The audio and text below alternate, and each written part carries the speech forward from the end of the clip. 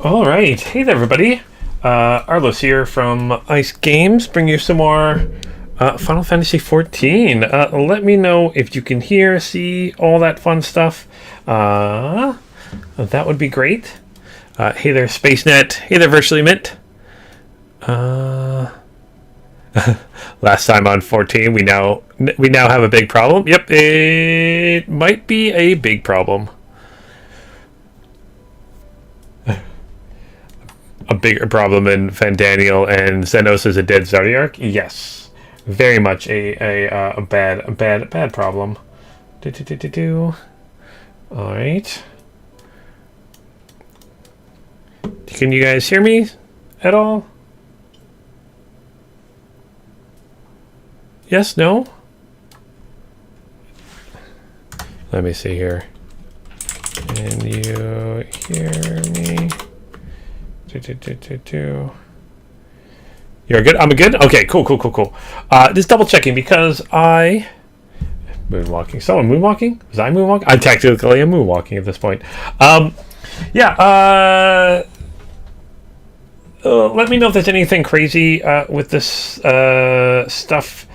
Just got myself a new a GPU, did the install and stuff, and just want to make sure it's working fine and good and nice. And not messing up because I had to uninstall all my drivers and then reinstall things. So yay, you know how fun that is. Let's get a party going here. Invite the party.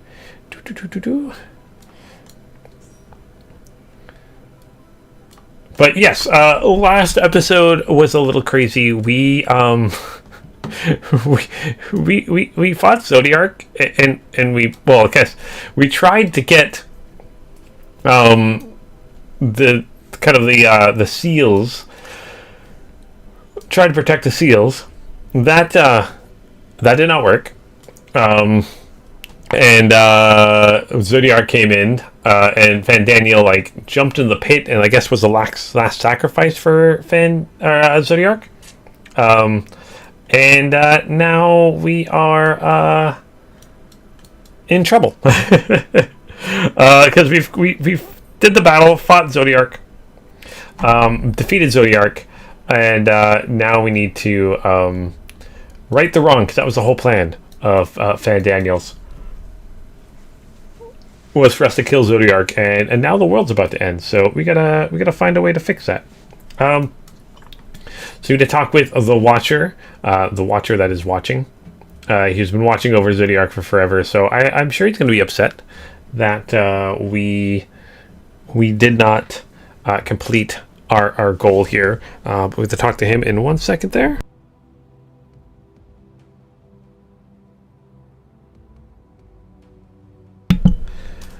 But yeah, I've had an awesome or amazing week. Hopefully you guys had a good week too. If anyone's from America, I hope you had a good Thanksgiving and all that jazz. All the fun joys of being with family and friends and all that stuff. Ooh. Also apologize, a little tired and sore. Got my flu and COVID shot today, so a little sore. But yeah, let's talk with the Watcher here and kind of continue on the story, because I do want to get through Endwalker here and see what's next for us. Let's talk with the Watcher. We're going to get a weapon coffer for this, which is good, so let's accept that. So before we speak at length, I believe a change of surroundings is in order. I have more than ill tidings to share, you see. I sensed others arriving not long ago. Through my communications with Hydaelyn have grown infrequent. I have learned enough from her to know that these are your comrades. And as luck would have it, they would have already reached my abode. Come, let us join them. I've been watching for 12 millennia.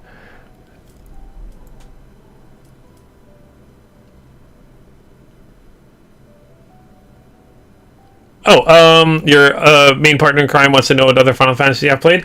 I think I've played every Final Fantasy game. Not beaten every Final Fantasy game, but I've played every Final Fantasy game except for the latest, 16. I haven't played 16 at all. I'm trying to think of what other ones I played. I played 11 for like 2 seconds. Not very much at all. Yeah, I played like all of them. In fact, I still own a couple of them on like NES and Super NES and stuff like that. Like I still have my original cartridge for Final Fantasy, the original Final Fantasy. So I played a lot of them. I don't remember a lot of them, but I played a lot of them. So apparently my companions are here now too. Also, it's nice to know. Sorry, I do have my frames per second thingy up here. Is there a way to system configuration? Because it's just locked at 60. All right, 59.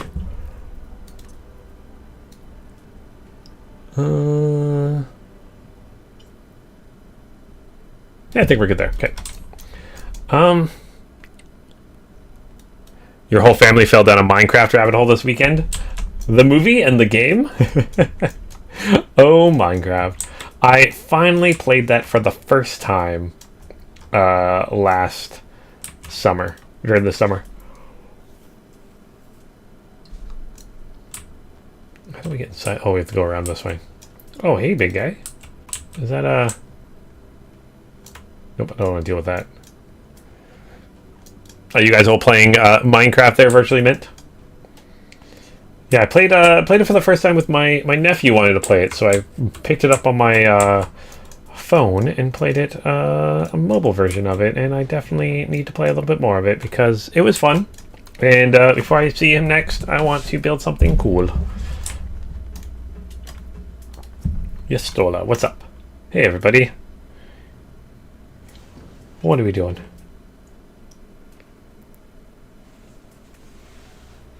Thank goodness you are unharmed. We did what we could to subdue the Tempered before making our way here. Not without casualties, unfortunately. Some few detonated explosives, killing themselves and others. Aw. The contingent healers had their hands full tending to the injured and enthralled when we took our leave. Lest you wonder, Mistress Kryle had also been delivered unto their care. Serving as a conduit for Hydaelyn's power hath taken its toll, but she will recover in due course. As for Alphino and Alice, they insisted on remaining in Garlemald, while we three rushed to your aid. It appears whatever that matters here have already come to a conclusion. Yeah, they have. Bad things happen.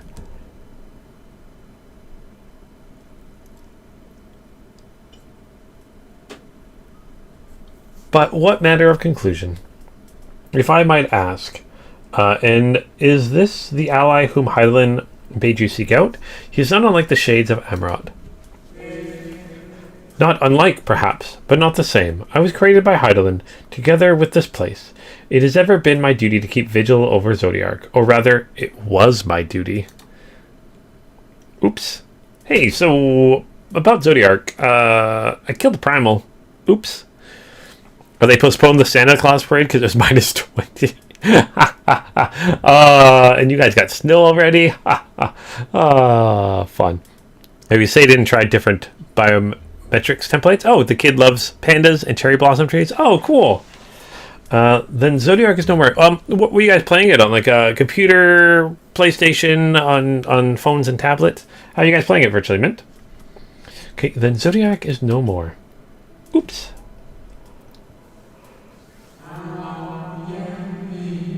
And not without consequences, I am afraid. For now, the delicate weave of the star, preserved by his presence, will begin to unravel. Yeah, like, this is what I don't understand, is why destroying Zodiark is a bad thing. I'm interested to see how this goes.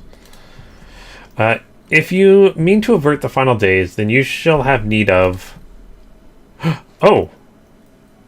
Are you all right?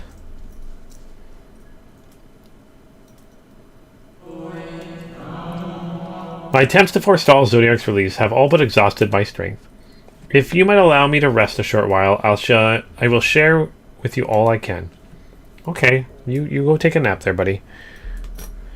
Please do. You need not exert yourself on our account.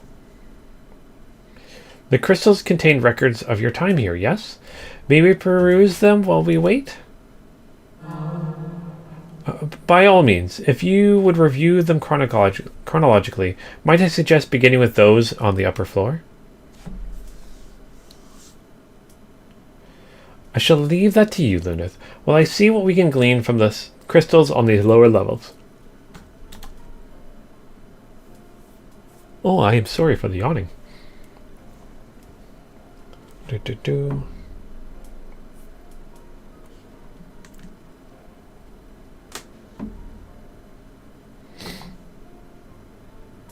Alright, so search. Oh, on PS5? Awesome.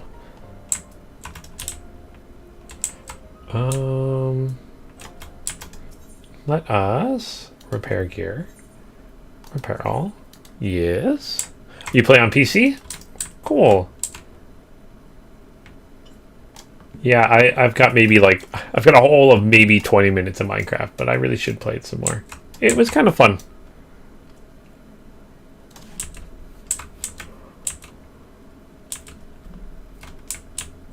Although, again, I do know a bunch about it. Like, I've watched a bunch of, little lore videos and some Let's Plays and some crazy things about it. Definitely a cool game. Some speed runs. Speedrunners are awesome. Alright, so as you gaze into the crystal, ancient knowledge of Zodiac flows through your mind. That'd be a cool way to learn things. Just, look at this crystal and you learn things. Daily summary, no abnormalities detected. Daily summary, no abnormalities detected. Daily summary, no abnormalities detected. So you just did that every day. Those appear to be records of a long vigil on the moon, dating back to the beginning of Zodiac's imprisonment. Why that door open? Oh, you went through the door. Ooh.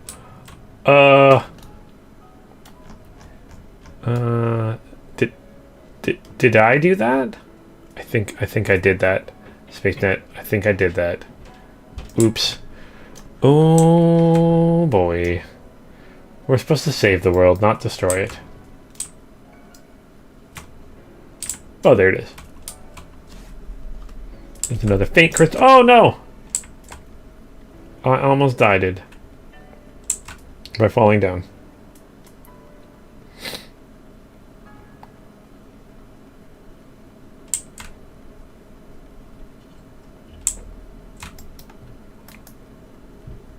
I do most of my gaming on PC, but recently picked up,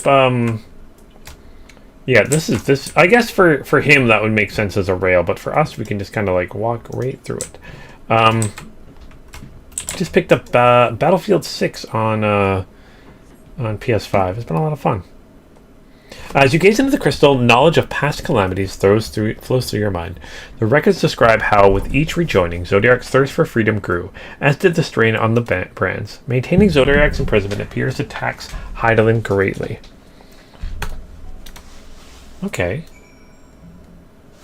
Is there another crystal to look at? Oh, here we go.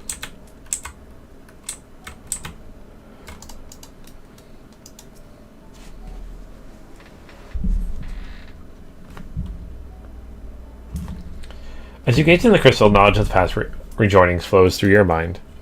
The records describe the Watcher's efforts to prepare in the event Zodiac broke free from his prison. The records go on to describe maintenance carried out regularly with the Loporites, though it is not clear who or what they are. Okay.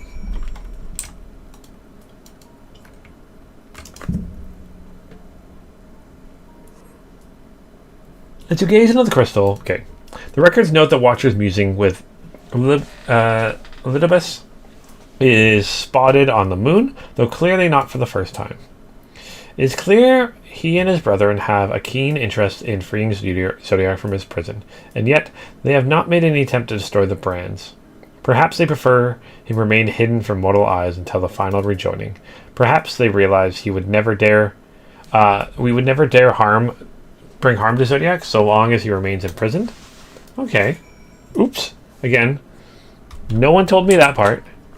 No one warned me. So, I blame you guys. Not you guys, but them for not warning me. Oh, sorry guys. Did you learn anything of import? Ooh. Did I? I'm not sure. Let's find out. So it is as we suspected. Maintaining the brands requires a great deal of her energy and focus, and this cost has grown higher with every rejoining. That would explain why contact with her has become rather infrequent since the 7th Umbral Calamity. I too made a rather startling discovery. This heavenly body we known to be the moon was in fact created by Hydaelyn. When the Watcher said he was created together with this place, I thought he only meant this facility. Truly, Hydaelyn's powers are far beyond anything I could have imagined. Oh boy.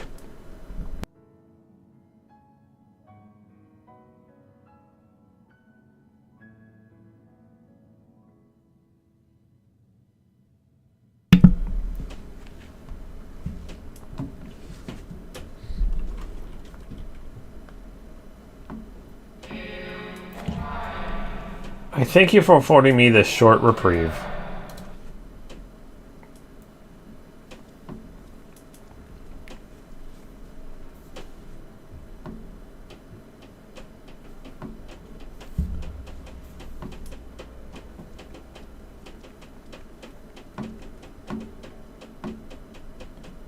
It is we who should thank you.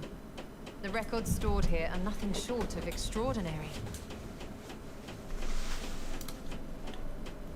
There is much we could learn of Zodiac and his imprisonment. But perhaps you could offer us more focused guidance. Pray, tell us of the calamity that came before and comes now again.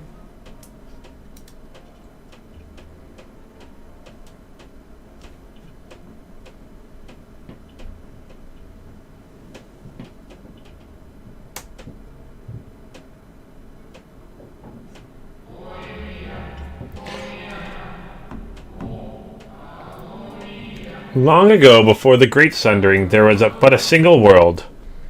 Etheres. Etheres? Oh, that's fun.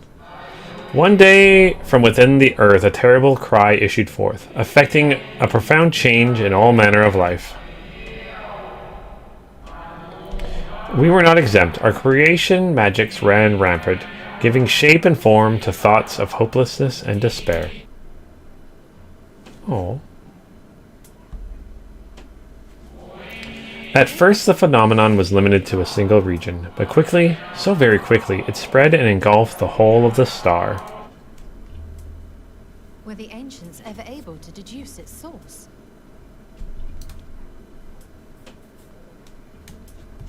Clearly not.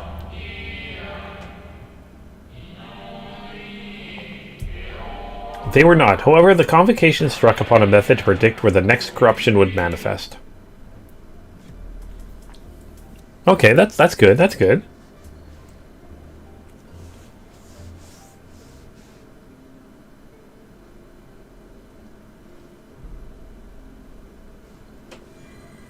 Boom.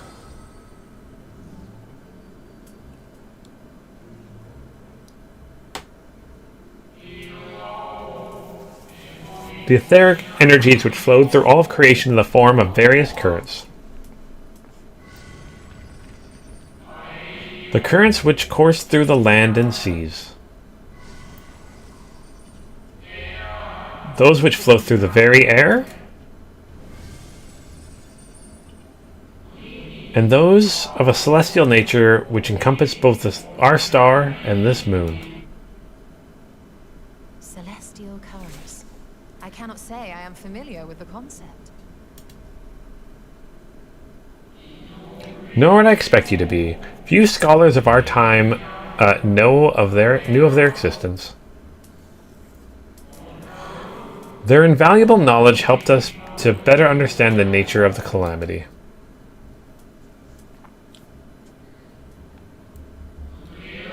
Like the terrestrial ones on earth and air, the celestial currents form a vast network, but the etherical disruption is not constant. The convocation soon realized that by inciting incidents occurred in regions where the flow was weakest. Yeah, okay. Correlation without clear cause. Ultimately, nonetheless, on closer study, a stagnancy of aether was observed in nearby currents. And so they sought a means to harness the forces of darkness, of activity and growth. Thus was Zodiac conceived. No less a power than a god's could set right the laws of nature and quicken the flow of ether within the star. Very true, very true. Precisely. With the advent of Zodiac, our end was averted.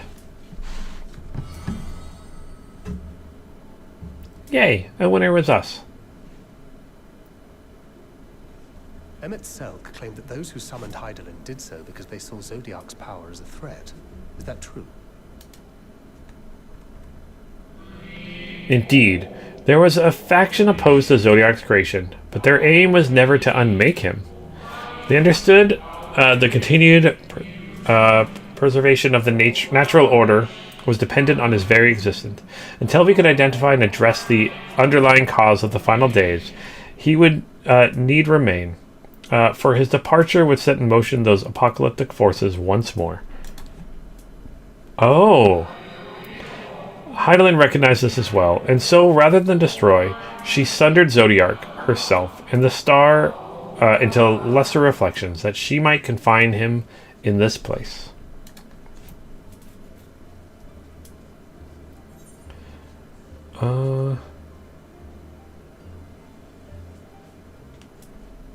I could have sworn she beseeched me to banish the darkness.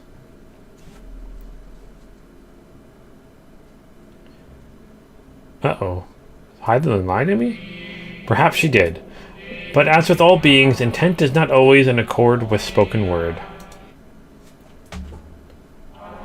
Hydaelyn and Zodiac are both constructs of man, approximations of perfection limited by our own imperfections. Zodiac was, without question, the more powerful of the two, having been born from the sacrifice of half of the star's population. Thus was it necessary for Hydaelyn to commit herself wholly to his defeat. Still more effort was needed to confine him. Okay. Maintaining the brands taxed her greatly. With what power she dared spare, she cried out to any who might listen, and offered her blessing to those who heeded her call. Though it was likely within her power to do so, I believe she did not wish to speak of theories and her history. Okay, why? Like Zodiac, Hydaelyn's purpose is a reflection of her creators. They wish to look to the future and not linger in a prison of the past. The Ascians set in motion 7 rejoinings before we came to oppose them. How many more worlds would have been lost had we not placed our faith in her? How many more souls living in the present would have been snuffed out for the sake of those long dead?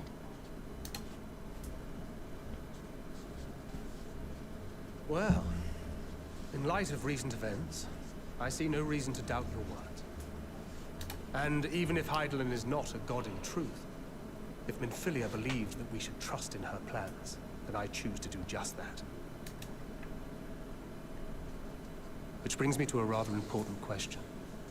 Let's suppose we try but fail to stop this second coming of the final days. Should the source fall, what will become of the other worlds?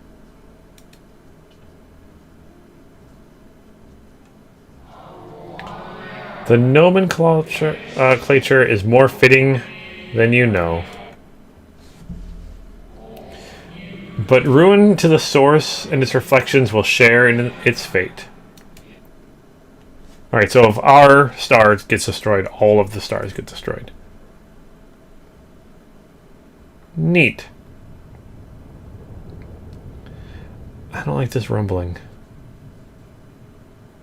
Ah, it is ready. Do we have to, like... This way, if you'd be so kind. Do we have to, like, create a new Zodiac or bring Zodiac back somehow? Is that what we need? How do we... If that's how they ended... They fix their final days? Is that how we have to fix ours?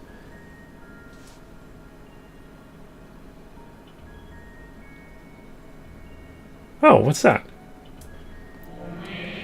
A beautiful sight, is it not? Yes, but what is it? Immediately Thancred thinks of written after those words? Yes, probably. I wouldn't be surprised. Because, yeah, if our star gets destroyed, her star gets destroyed. We don't want that. Spaceman, he's worried. Hydaelyn knew better than any that her power was not absolute. Indeed, she has ever struggled to hold Zodiac and is faithful at bay. She feared the worst, and made preparations. In the event of his demise, there would be a contingency. This moon is more than a prison. It is a vessel capable of bearing the people of the star to a safe harbor. This moon is more... Oh, what? Is it a spaceship? You need not go far to find its pilots. In fact, I should be happy to take you to them and fulfill my final duty as Watcher in the Dark. Oh. Or does it, like, teleport us somewhere else? Like, how does this work? Because, like, my thing is... Oh, let's complete this. Boop. Quest completed. So, this is one planet, or star as they call it. But, like, clearly there are... Like... This many, like... suns, or actual stars. But there must be other, like, planets in this universe and stuff like that. So we can't be the only planet. So, like, is it just this planet that will be destroyed? Or is it, like, all the planets that will be destroyed? Like, in our kind of reality. And also, like, are the extra stars in this reality? Or they have their own reality?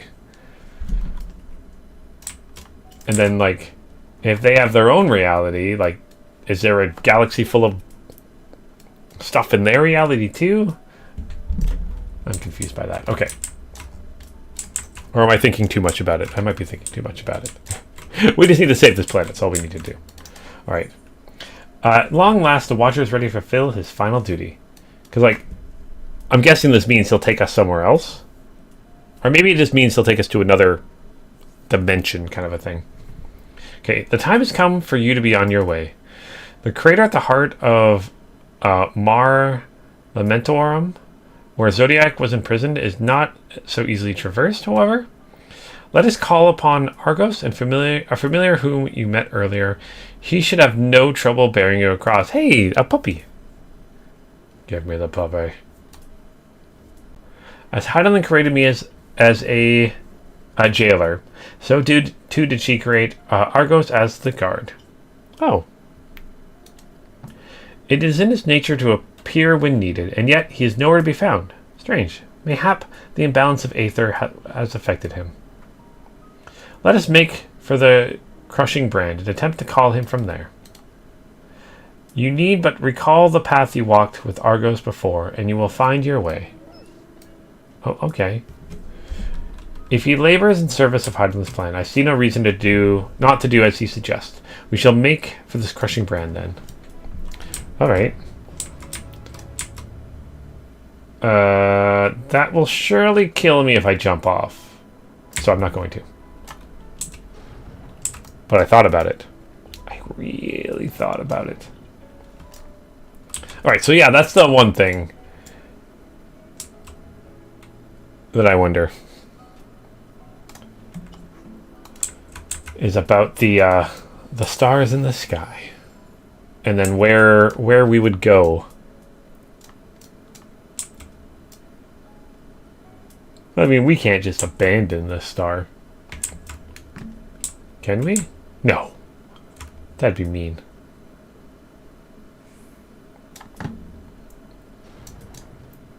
Alright, let's hop on a waypoint here. Or a mount here. Hey, 0. Oh no, it's not 0. This is my black chocobo.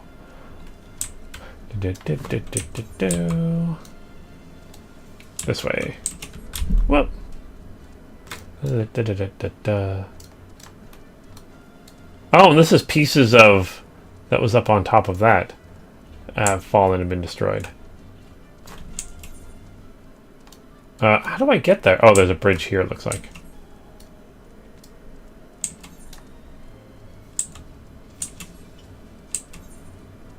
Yeah, it looks like there's a bridge here. I'm assuming. I don't see one. Oh yeah, it's further down. I think we've been across it before. You have to kind of like go down to go up.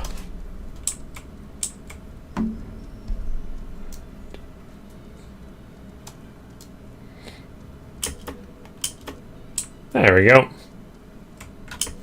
Boing.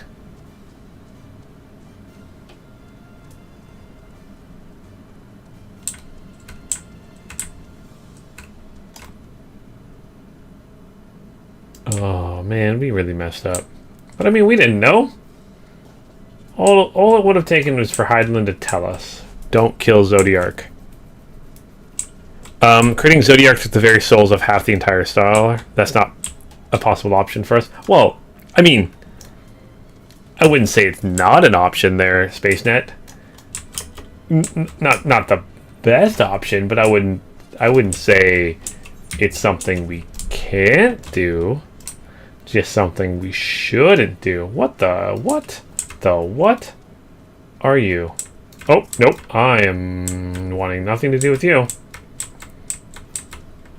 Hey, Tickle. How's it going this lovely, oh, I can't jump across that. Monday. Yeah, it's an A rank. Yeah, that's a group killing event. It looks really cool. What are you? Regolith? Okay. Don't approach, will die. Yep. Stay away. Stay very far away.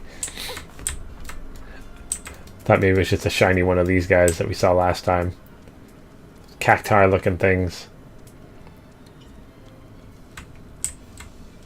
Oh, that's SpaceNet. Also, the ancients had much more denser souls in etheric capacity, so maybe it would take every soul on this star to do that. So, yeah, so we can't remake Zodiarch.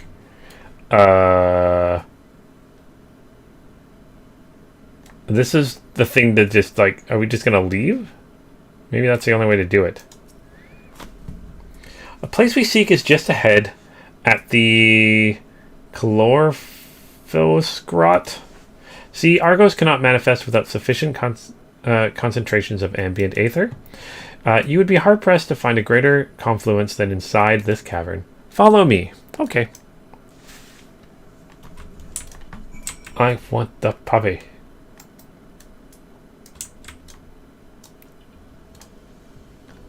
Just let me see the puppy. And where is this naming come from? Oh, it's a Weeper. Hello, Weeper. Also, if Hydaelyn created the moon and everything on it, she created these monsters to attack us? Or are they like manifestations of something else? Like, leaked like power from Zodiarch or something like that. Is that what made them? Or do they just not explain that? And again, I'm thinking too much about it.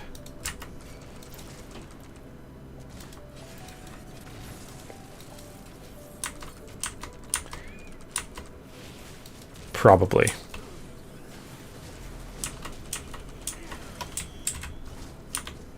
Also, to call, hopefully you had a good Thanksgiving with fun and family.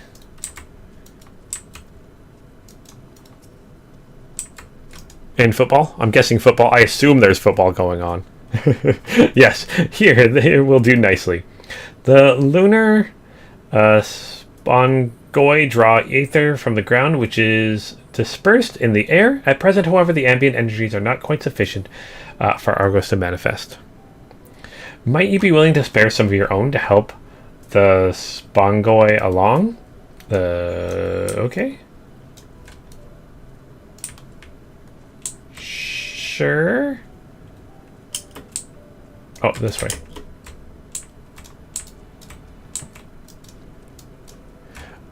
So the mechanical enemies could be considered to be Allagan. Oh, to quote Pitch Bidding, hey, shut up about that. Yep. In regards to the monsters of the moon. Yeah, just don't think about it too much. Like, I'm already like to call. I already was like, well, if this star is being destroyed, does that mean like there's other like planets that we could travel to, and if there's more planets we can travel to in this dimension, does it mean the other stars that we've traveled to, they have their own galaxies with their own stuff to go to? Like, I was just thinking too much about it. You gotta remember, video game. They can't think of everything. Although, like, I'm so used to Final Fantasy thinking about everything.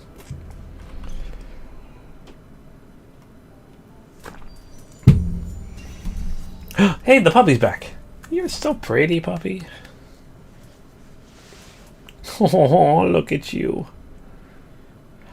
Argos manifests in a flash. He seems glad to see you again. I just want to comb your hair. The most fascinating creation of Hydaelyn's. Would you not agree? Should the need arise, he is able to create reflections of himself on a whim. Though I assure you it was no reflection which accompanied you earlier to the brand. No, Argos was quite eager to be at your side then, as he is now, it seems.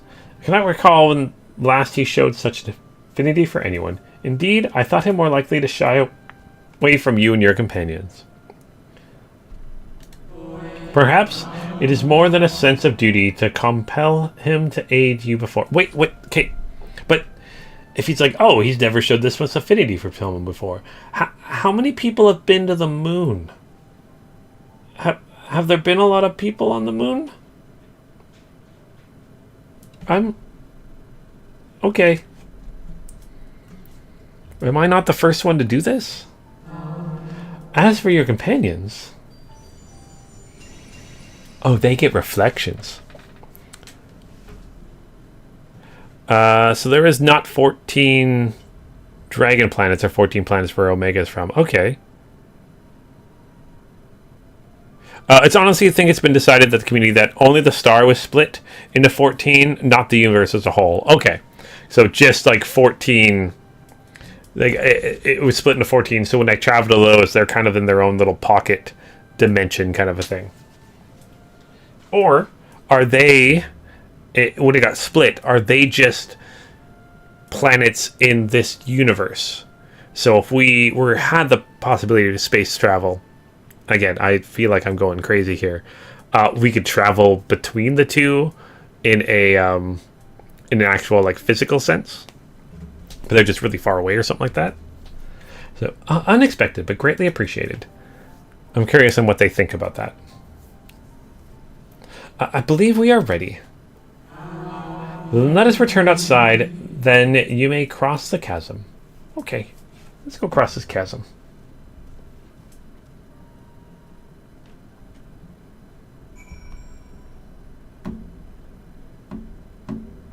Crossing the chasm. Okay, Loneth, no, we are going back outside. There was a limit to Hydaelyn's sundering. It was localized. Also, Vitra mentioned that Midsummer happened upon a already shattered source. Okay.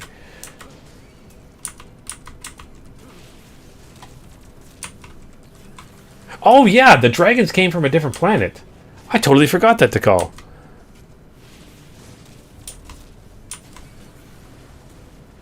Okay, and Tikal says, as you understand, you can't get a ship to fly from the source to the first. It's interdimensional, not interplanetary. Okay, cool. That's what I was kind of curious about. So each of like the first, the second, they are all kind of their own little pocket dimensions, as you would almost say. Which is interesting, because if they evolved to like space travel, they just couldn't. They are truly alone in their universe.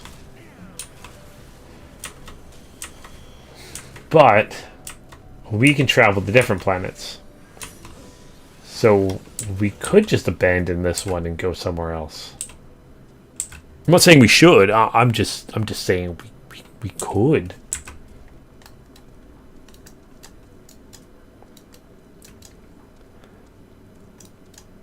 Okay, and then SpaceNet says, calls correct, it's a localized dimensional fraction in I am sure there's people that have written entire like theses about this and papers about the world, like the planetary arrangements of Final Fantasy XIV. I kind of want someone to write one, and now I want to read it. All right, your destination is a structure there across the Cradle of Darkness. And again, this is me assuming that they want us to, like, it's like a spaceship or something to take us, like, I'm gonna predict it's gonna be like an arc or something like that, like, so like it would take like a bunch of people and animals and stuff from this source into another planet. Okay, but climb onto Argo's back and he will take care of the rest. Once you arrive, it should not take long to find the ship's crew. The facility... Oh yeah, you said it's a ship. Facility designed to rouse them from their slumber in the event of Zodiark's destruction. Heed their counsel. Together you may guide the star and its people to a kinder fate. That's where we part ways. But know that I should ever be watching and praying for your success. Oh, okay. Well, that sucks that you can't come with us. But, yeah. Tikal says on Reddit, Reddit was jumping back when another expansion came out, and we got a full breakdown of how the rejoinings happened. Oh, okay. We leave this planet, and the shards are lost to us. Okay. Oh, the other shards, yes. Plenty of posts about how far out physically the split took effect. Oh, that's actually a Shadowbringers, yeah. That's interesting. Like how localized the split was. Also, like, I can't remember is there another moon, or is it just this one that Hydaelyn made? There's 2 moons, isn't there? I probably just can't see the other one. So there's one that's an actual celestial body, and one that Hydaelyn made, which is this one. Our allies' assistance notwithstanding, we cannot be certain what awaits us on the other side, so perhaps it would be best if we did not all go at once. I propose the 2 of us cross while Thancred and Oyanje wait here. Okay, let's ride across. Onward! The malefic aether yet permeates from the crater, remnants of Zodiark most like.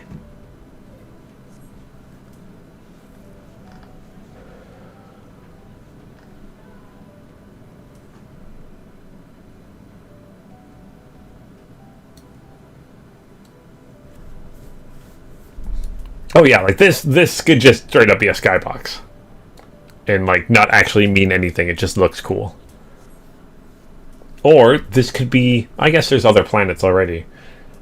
Like the dragons and other we've had other things come from other planets.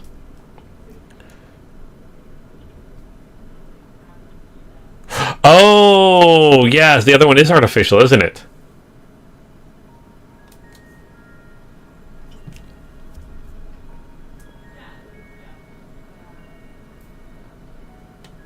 This structure is enormous, though that is hardly surprising given the size of the average Amarantine. Oh, hey guys. Apologies for the wait. Right on. Right then. Let us head inside and... Oh.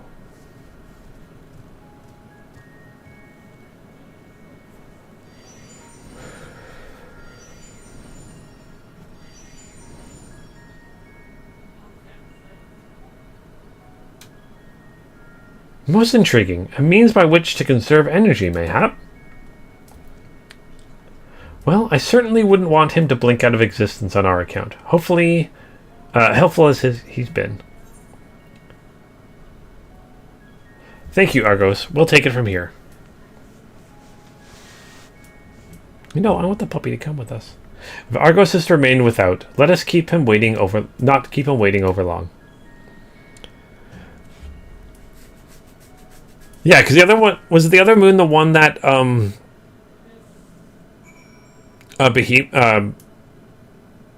yeah, it was the 7th calamity.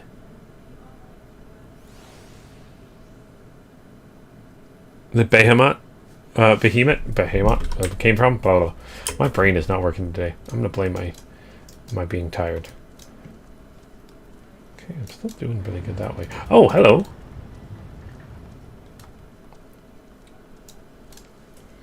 Skybox. This game is fairly animated. Oh, it crashed 5 years ago. Okay. Hey, Thancred. I'm not gonna lie. I have no idea where the story's going, and I love that. Is that an aether crystal in here? An aetherite? There is an aetherite here.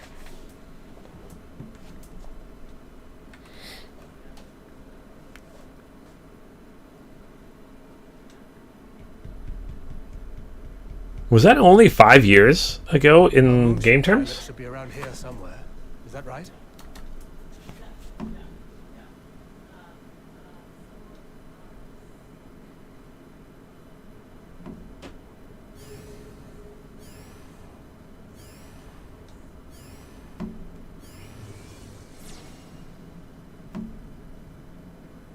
Oh, hello.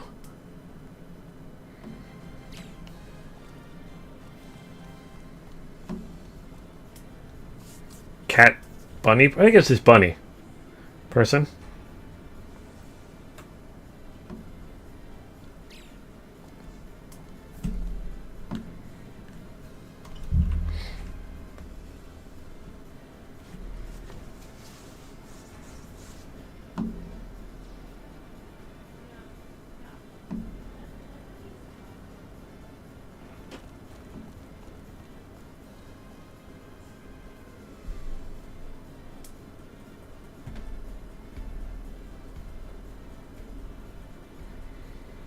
There's an army of them.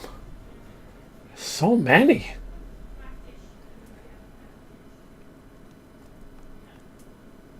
Look lively, everyone. Okay. I know. This 1,243rd inspection is a mite ahead of schedule, but it is of the utmost importance. For Zodiac, alas, is no more. As of now, our mighty moon has a new purpose. To bear the people of Aetheris to Aetheris, okay. Our time is come, my friends.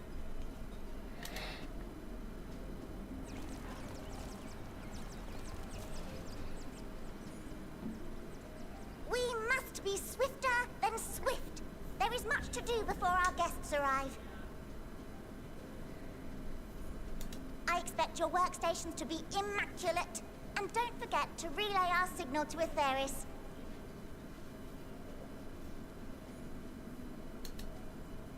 Questions? Yes? No? Maybe so? No? Then hop to it!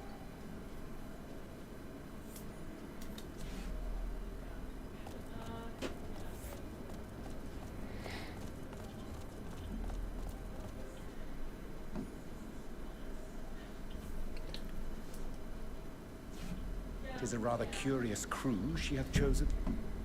Their endearing forms intended to ease the passengers' hearts, perhaps.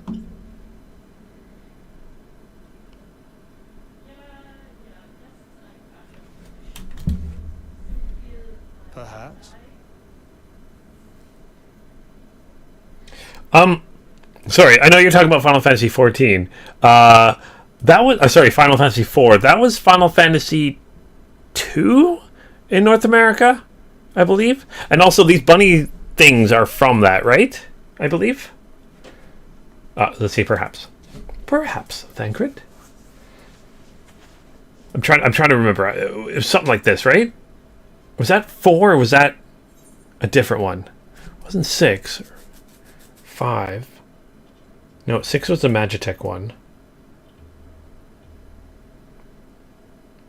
But yeah, 4 was 2, right?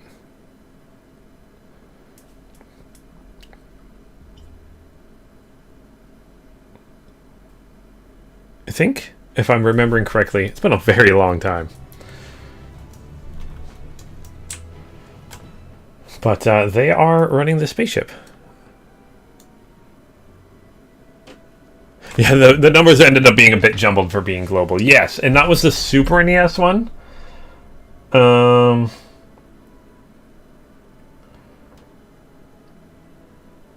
think.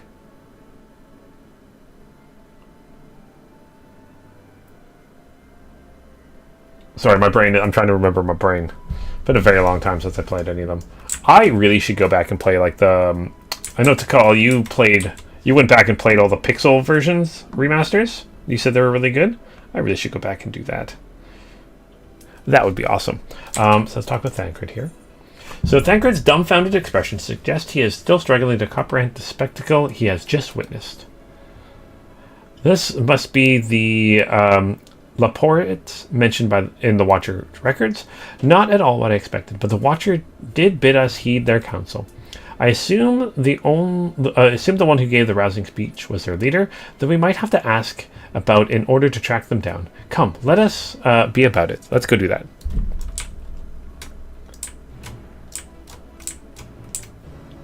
Boop, boop, boop, boop, boop, boop, boop.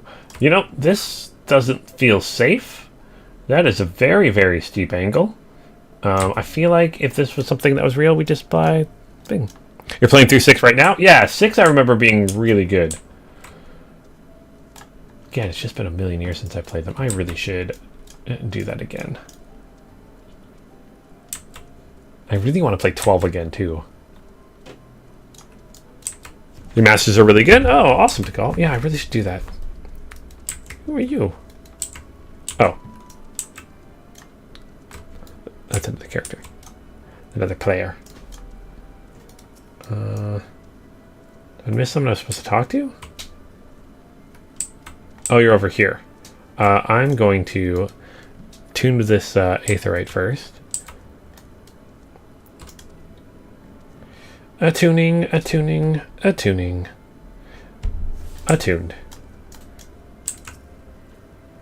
Camping way. Alright. Trading way. Gemstone trader. Oh.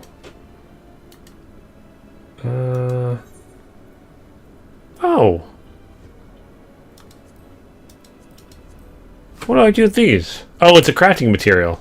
I've done 0 crafting. I should learn how to do crafting. Alright. Chipper. Laporit.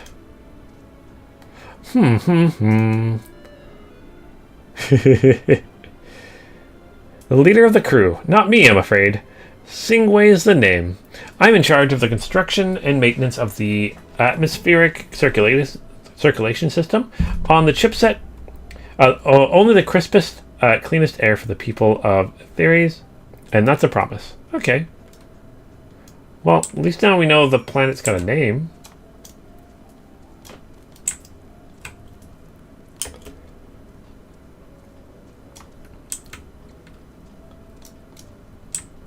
But yeah, these bunnies are from Final Fantasy IV, right? Or am I completely crazy on that? Again, it's been more than 20 years since I played them. Oh gosh. Maybe even longer. I don't think I've played them since I played them originally, like in the 90s.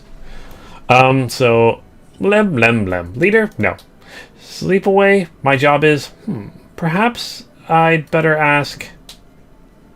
It's a dozing one, okay.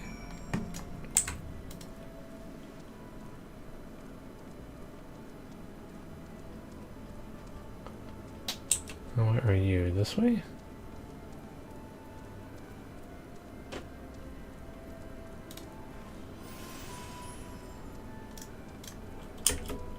Oh, you're running away now. Oh, is that someone who made themselves look like the character they made for the game? That sure looked like it. Boing. Snappy. They're just like dwarf names and I love it.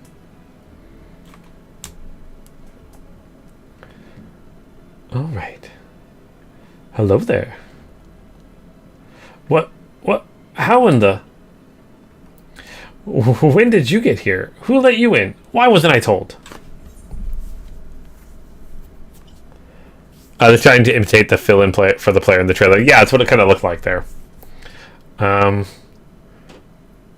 you the one giving orders earlier? Me? Oh, yes, of course. As the only one around here capable of doing anything properly, it falls on me to take charge of the others. Of course, right? Well, looks like you beat us here. Your friends, I take it? Is this all of them? I mean, I think a few more, but... A group comprised entirely of children. What must their parents be thinking? What? This isn't a nursery after all, though perhaps we should build one. Or did we build one already? Oh gosh, yeah. If they think we're children, how tiny are they compared to the ones that came before? So no matter. We needn't worry your pretty little heads. All will be well, I promise. But goodness me, we shouldn't be standing about gawping. I must take you to meet the others. Okay.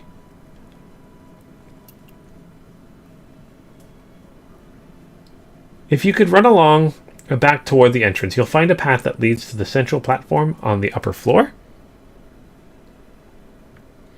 There's no wrong way to reach it, but it's a large glowing ball in the center. It should, if you should find yourselves lost. Okay. I should gather the others and meet you there. Okay, let's go. To the giant glowing ball thing. Well then, back to the upper floor it is. More running around.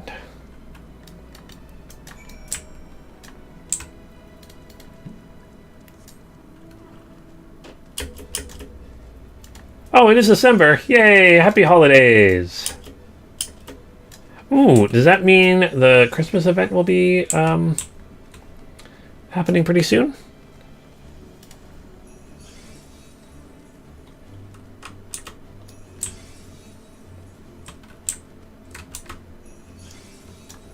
It must be. Boom. I'm just going to keep doing that because I think it's fun.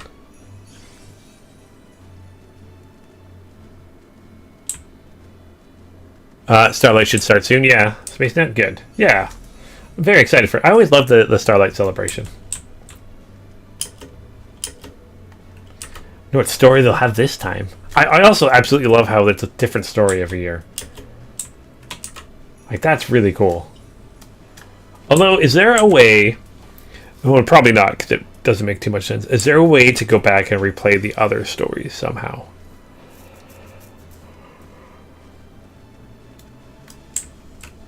Okay, IR here.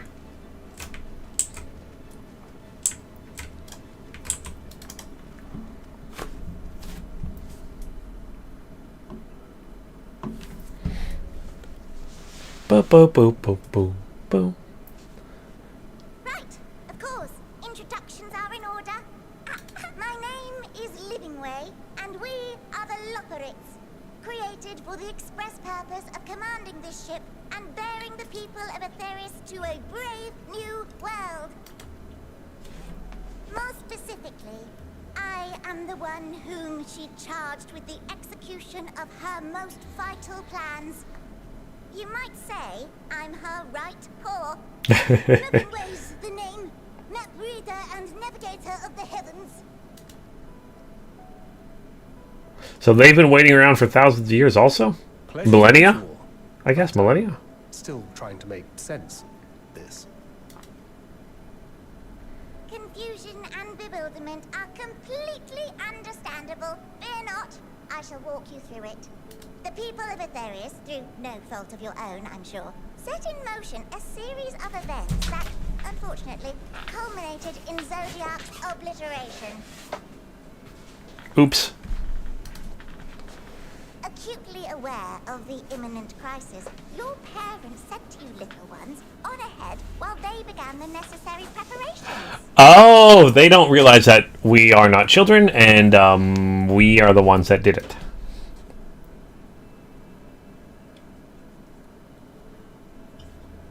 Still not following? No? Very well. I shall explain further. I love this.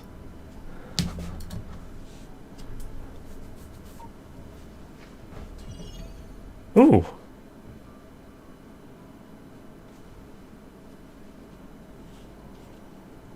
We thought the Garleans were advanced. Your home, and the moon, where we are now. Without Zodiac around to keep things lively, so to speak, the celestial currents of the star have doubtless begun to degrade.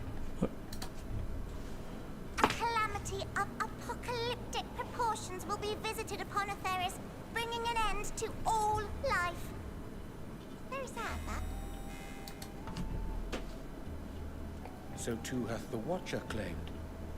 By thine unperturbed countenance, I gather this eventuality was anticipated. The doom and gloom. Oh yes, quite expected.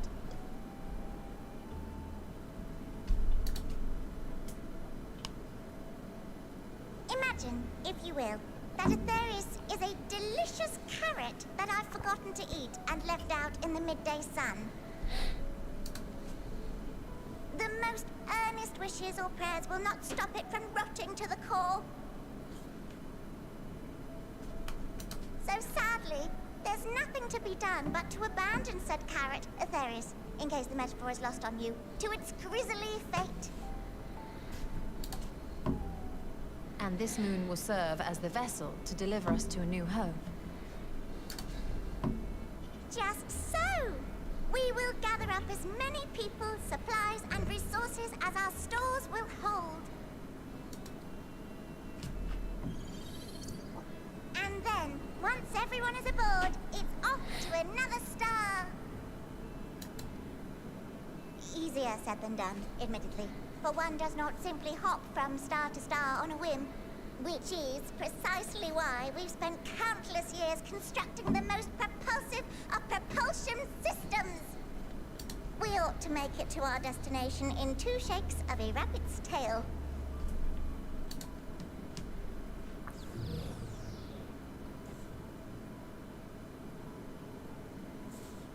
Impressive technology. I dare say it is beyond anything we have ever seen. No need to shower us with praise. All we've done is faithfully carry out the instructions left to us by Hydaelyn. Back in the old days, when she was still just Venar, she was dedicated to the study of the world and its inner workings.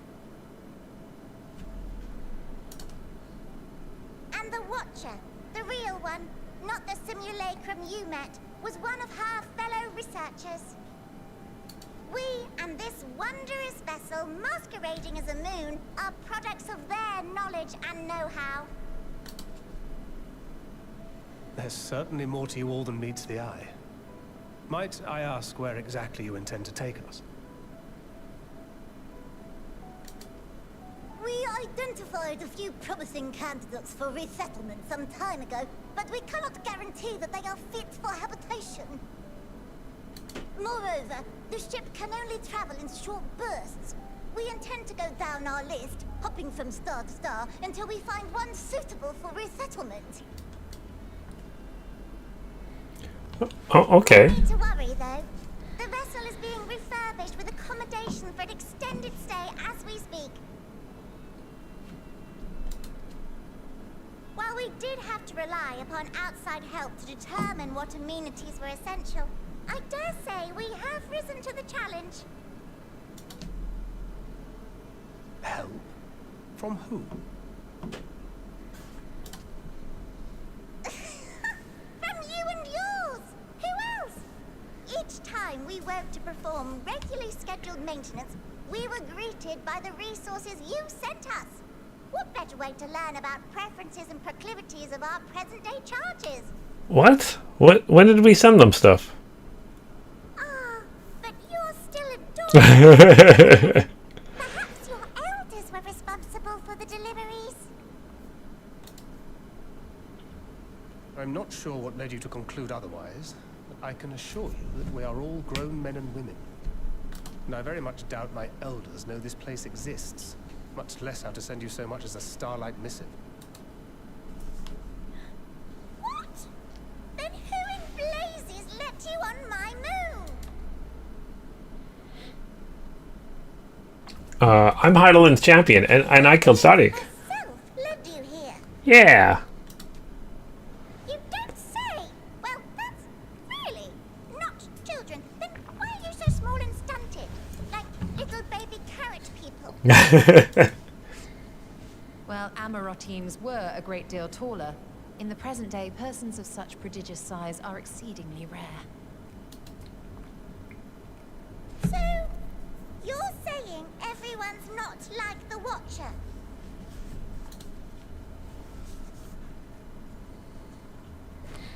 Oh, confound it all! Someone could have at least scribbled a note about your profound miniaturization.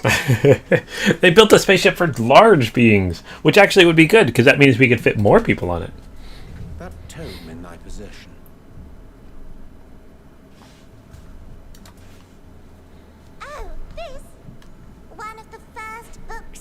us. A compendium of the people of Atheris, with a few blank pages at the back for minor corrections and updates as needed. The sum total of our knowledge of your kind is contained in these pages. Uh-oh, what book is this?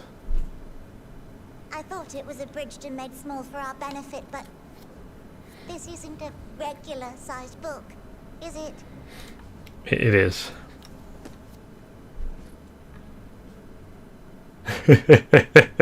Uh-oh.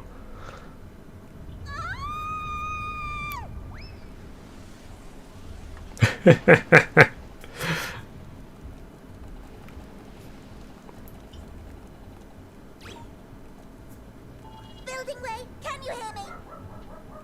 Yes, we're all very busy. Change of plans. I need you to rebuild the domiciles at 1/3 the scale. All of them. Yes, all of them, and but me no buts. See to it with all speed. Perhaps you could tell us a bit more about your terrestrial collaborators. Yes, in due time. But first, I'd like to hear more about you, if it's all the same. I'd rather not risk any other complications due to outdated knowledge of our passengers-to-be.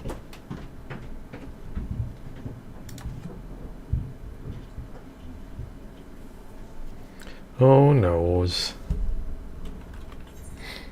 Alright, so let's complete this mission.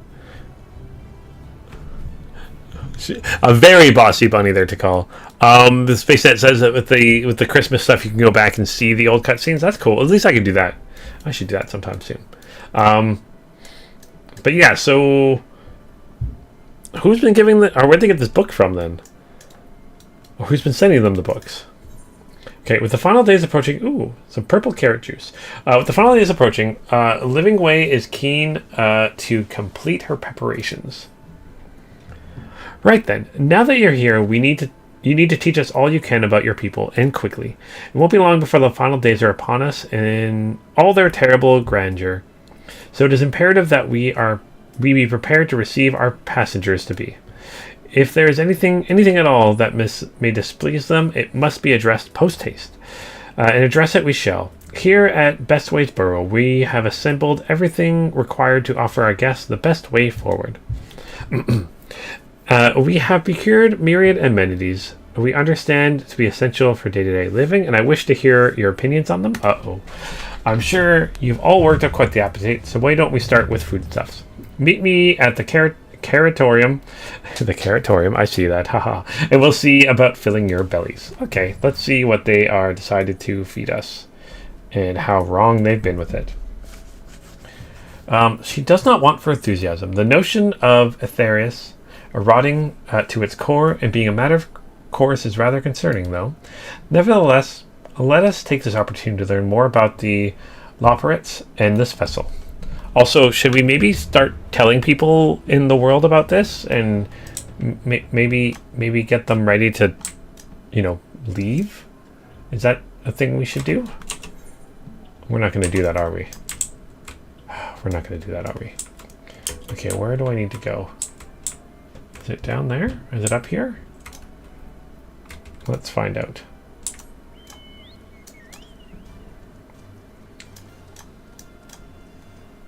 Oh, it is down. Okay. Well, let's just teleport here then. Make it easier on ourselves. Yeah, it's a little bit.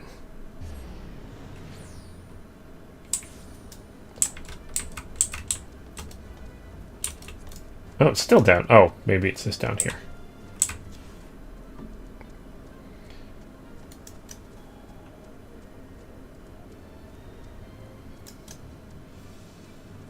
Maybe? Okay. This should be a last-ditch plan, not a priority plan. Oh, definitely. But it's one of those things that, it's going to be a bit of shock for people. So maybe we should at least tell the leaders of the world that this is a plan, so they can get things in place to eventually maybe, oh gosh, this is going to be way too big for us. Get things in place that in case it's needed, we can get people on here quickly. Why are these things wanting to attack me?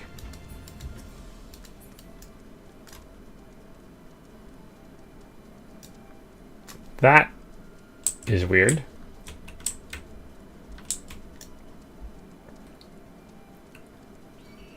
Yeah, why?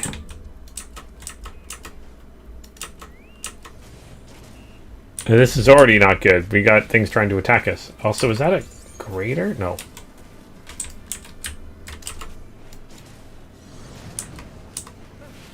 We gotta remember, it's a video game. It's a video game. There are video game things happening. I love the design. I'm just confused on why it's in the cafeteria area. We have to, like, literally fight for our dinner? Is that what's gonna be? Okay, Living Way. Welcome to the Caratorium.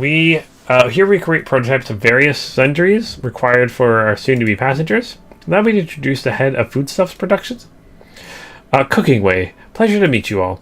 Our work has involved no small amount of trial and error, but after many, many cycles of painstaking labor, I dare say we have created the finest cuisine our guests could ask for. I've learned all about the essential nutrients for a healthy and balanced diet from the reference materials we received. Why, I've practically worn the words from these invaluable pages. Naturally, we've also considered ease of growth and production. We will not wait for ingredients. I must insist you try some. We have fresh stock recently prepared on account of, well, because we just woke up. And we're all quite famished. Hop along to the platforms here and you'll find storage unit full of bursting with delectable delights. Help yourself to anything you like. Okay. Let's go.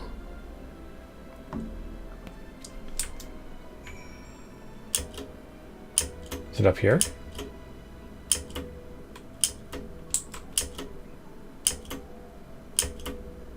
You might want to make those stairs a little bit smaller. Okay. Oh, carrots. Open the storage unit and find a rainbow-colored assortment of carrots. I do love carrots. And honestly, a lot of times when I buy carrots from our store, we buy the ones that are different colors. Let's do the yellow carrot. Well, there's no particular smell to speak of. The yellow variant is unusually light and springy. These quantities, together with the essence, length, and girth, would lead anyone to question whether it is indeed a carrot. Let's eat the carrot. On second thought, you would like to simply take an obscenely large carrot for now. Due to its bizarre quantities, it would be prudent to ask Cooking Way whether it's safe to eat first. Okay. Is this safe to eat?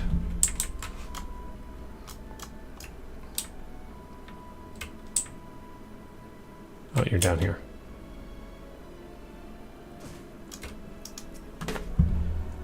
So, did any of our selections set your mouth to watering? An obscenely large carrot.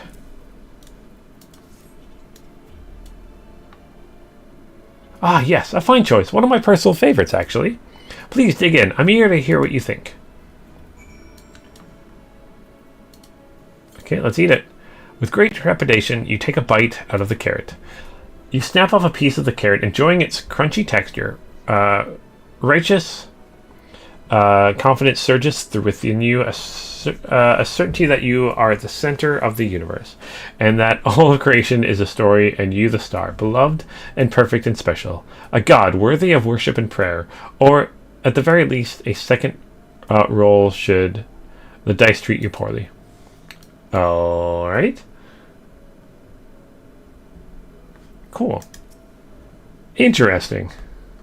I wonder what that means. Well, what do you think? Unlike anything you've eaten, ever tasted, yes? Yes, it is neat. The lucky carrot is, well, to be honest, it's not quite sure how it was first made. A happy accident, you might say. But as the name suggests, after eating one, you feel blessed with good fortune. We have plenty of other varieties, too. Bleeding carrots to improve blood flow, dream carrots to help with sleep. So you see, we have a carrot for every occasion.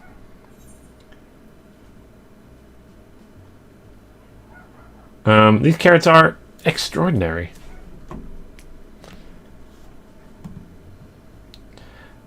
Then why do you seem so disappointed? If they're lacking somehow, we need to know. I take it you two had a wide assortment of carrots to choose from and not else? What? What books did you get? If I may ask, what exactly did these collaborators share with you about cuisine in Etheris? Surely you are aware we have an abundance of dishes and foods you could emulate? Of course we are, but, well, it was only quite recently that we established contact. Even holding a conversation was a struggle at first, so imagine our surprise when they sent a mountain of books and documents with no clear instructions. The sheer amount of information was overwhelming. If it wasn't for that encyclopedia I found, we would have been at a loss where to begin. So we decided, rather than divide our resources to prepare a variety of middling and potentially unsatisfying meals, it would be more efficient to devote our efforts to production of a single perfect food. It's all well and good, but man cannot live on raw carrots alone. Have you considered cooking them?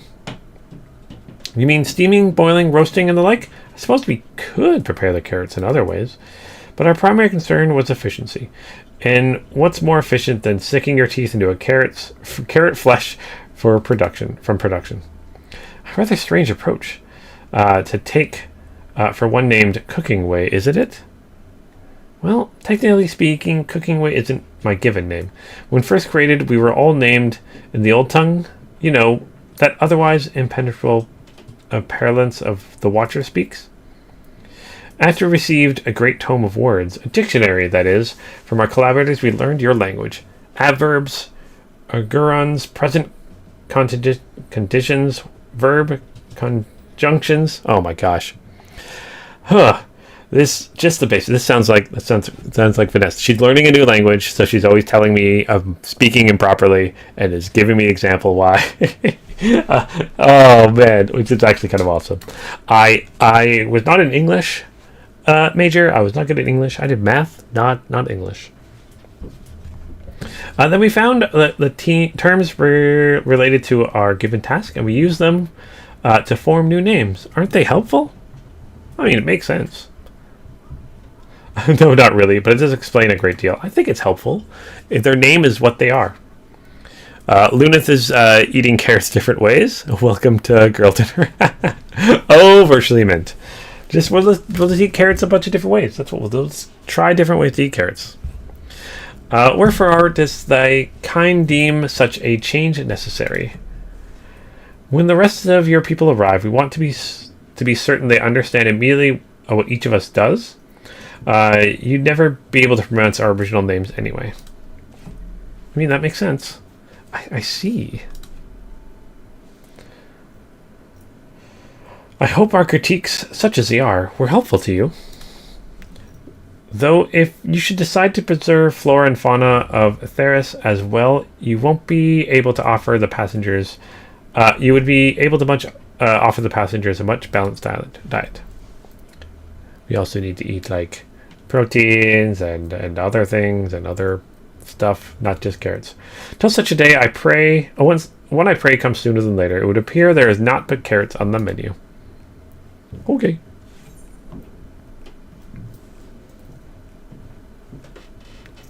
Let us complete this mission. Completed.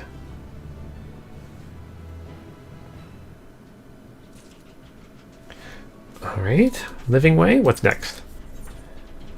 Is eager to show you more of the moon's wonders. Okay, let's go. I think we've had our fill of carrots for now.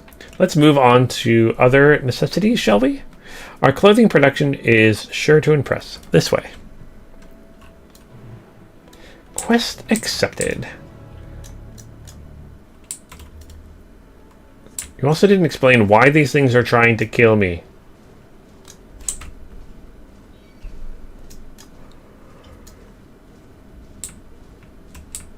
It is just a whole bunch of things of carrots, isn't it?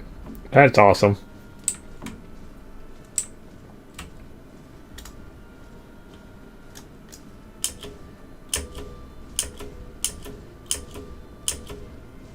Jump. Boop. Yeah, Space Net. They are moon bunnies, so carrots make sense. It is a strange way. Carrots make the most sense. Alright, here we are, the apparel production station. We've chosen to employ more traditional methods for this task, creation magics. Hydaelyn and her infinite wisdom blessed us with a self-same affinity for magic her people possessed. We have other amazing talents, of course, and I know you're dying to hear about them, but I will regale you with the details another time. Okay, how is this going to be weird? What are we going to have to wear? Though that said, we did run into a spot of trouble at first. Our magic alone was not sufficient to see our work done.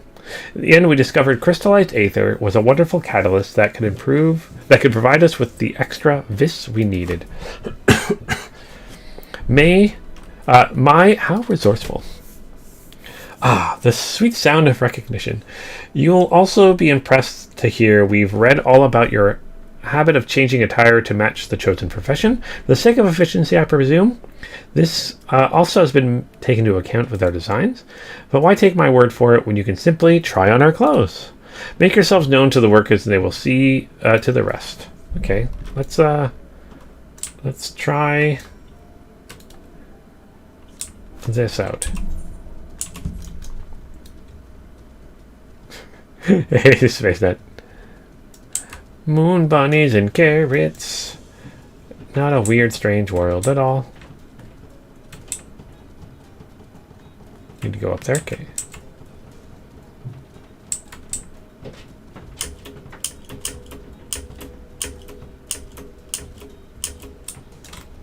Alright. What is this going to be? It's you. The one of the visitors from Aerithis. Goodness me, Mapping Way wasn't kidding. You really are smaller than the Watcher. All right, you're here to try on a set of clothes, yes? What would you have me fashion for you today? Oh, let's see, an outfit that embodies my bloodlust. Very tempting. Something simple yet functional. A fashionable and refined ensemble. Yeah, let's do fashionable refined. I want to see what that is. Kind of want to do the bloodlust one too. Fashionable, right? This will only take a moment.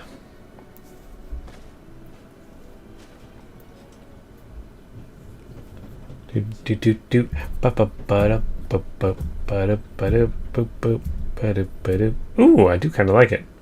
That's a cool mask. There we are, all finished. A perfect fit, if I do say so myself. I'll be honest, I know nothing of fashion, let alone fashion of Aerithis. But I'd wager no one down there has ever worn anything like this fine ensemble. Perhaps you can start a new trend. They look cool. Yeah, I like it. Would you look at that? Speechless. And there I thought you might not like it. Of course I'm speechless. If you have a mind to try something else, why not speak to my fellow artisans? I'm sure they'll be happy to oblige. Ooh. Certain outfits require you to don disguises to complete quests. Objectives you may only remain disguised for limited times, indicated by the guise status effect. Should the guise status effect expire or you stray too far from the objective, you'll lose your disguise. You may return to the starting point. Oh, okay, this is just like a quest thing.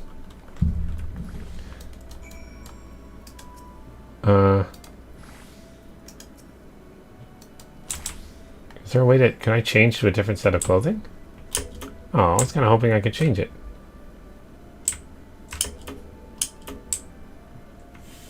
Nope, doesn't look like it. Where are we going? That way? Not getting into combat. I don't want to get into combat. Oh my gosh.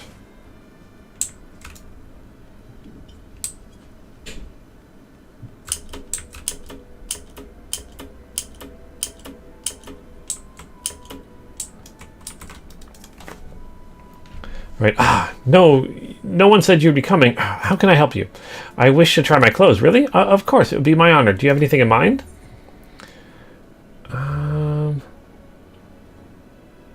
Let's say surprise me. I think I can handle that. Let's see. This should do. Alright, what are you going to come up with?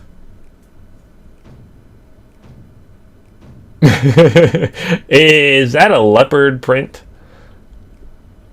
Alright.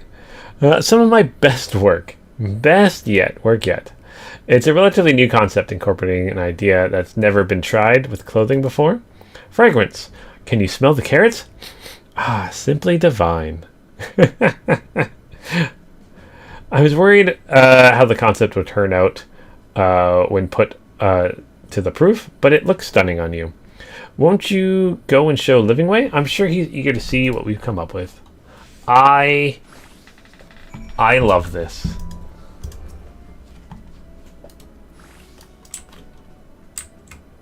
Oh, I have this for 29 minutes. Okay, let's go find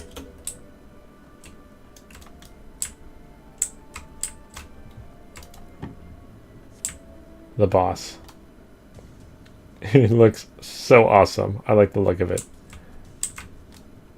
Little like feather things on the arms. Is that bandanas on my arms? Okay, cool. Cool. It's a choice. Alright, Livingway. Oh, what do you think, Livingway? My, don't we look splendid? The result of much trial and error, but I know quality work when I see it. Shh. You needn't speak. I can see your adoration for the moon and we Loporits in your eyes. No doubt your friends feel the same, having sampled our creations. Oh, let's see what everyone else looks like.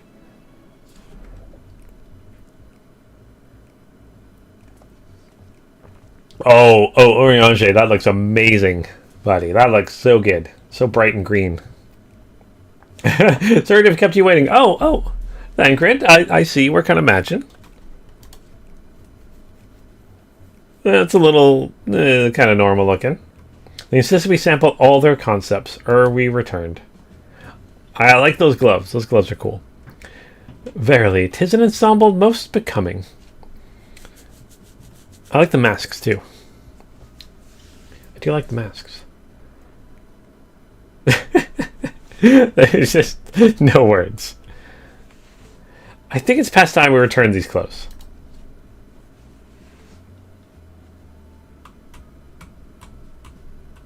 But I want to keep it. But I want to keep it. I was so confident our garments would meet with your approval.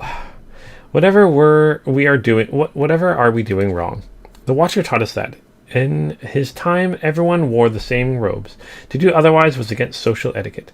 We thought we could appeal to modern taste by tailoring the robes to specific professions, but... Please, you mustn't be so hard on yourself. Should we resort to evacuating the people of Eris, they will most certainly have need for your attire. 'Tis clear you spared no effort in addressing our needs, but you must understand that we are not quite so homogeneous. Speaking for myself, what I wear now better suits my taste, even it is of inferior making. But there are others whose choices may be influenced by traditions or personal experience. Rather than making assumptions for the whole, you must consider the individual and their potential preferences. Oh, yeah. A very good point. I fear we underestimated the complexity and diversity of your people. Even if we'd memorized every tome we received, I doubt we'd have fared much better. Maybe we're doing you a disservice trying to shower you with our babbles and frippery, thinking it was for your benefit, when you'd be better off on your own. There are some who might agree. People prefer to keep others at arm's length, even when they know they shouldn't. As one such former fool, I'd like to ask you a question. This plan of evacuating, escape the final days, did it account for the reflections of the source as well? Oh no. Not that I'm aware of. We were born in Hydaelyn's love for Eris and the salvation of the people on that star, and that star alone has ever been our aim. Surely it's better to devote ourselves to saving one world than to divide our efforts across 14 and risk failing them all. It is true. I suppose you're right.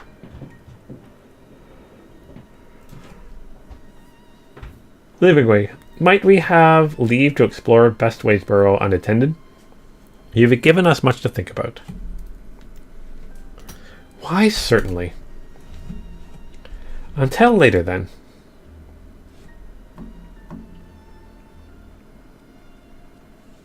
Okay. If I may, I should like to accompany thee a while longer. Really? I mean, you're more than welcome to. There was actually something I wish to speak with you about. Let's be off then, shall we? Okay, what am I going to do?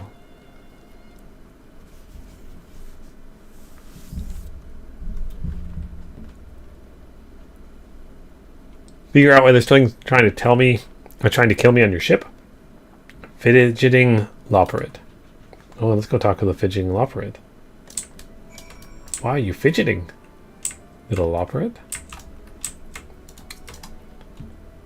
Also, that's a fun word to say, Loperid.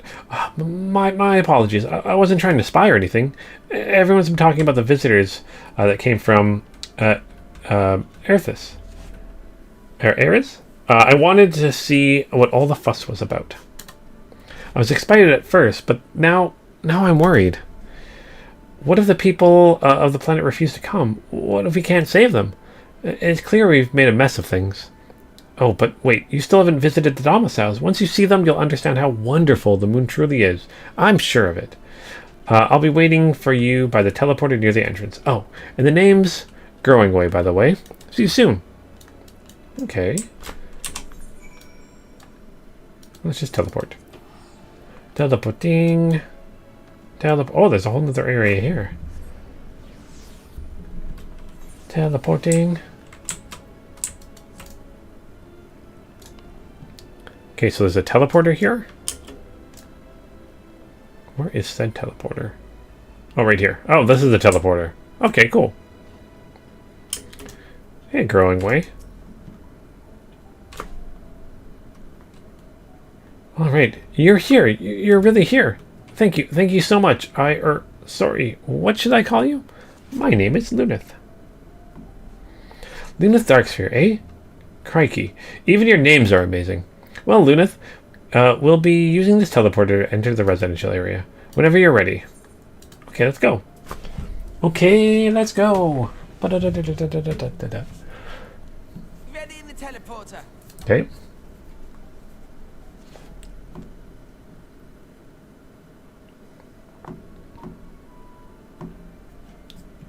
Boop, boop, boop, boop, boop.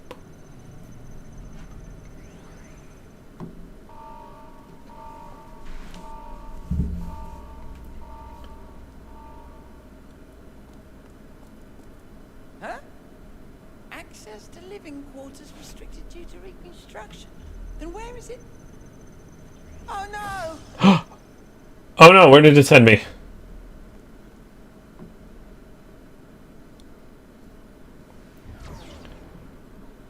Oh, did I just end up on top? A private audience, as thou didst request, for reasons I know not.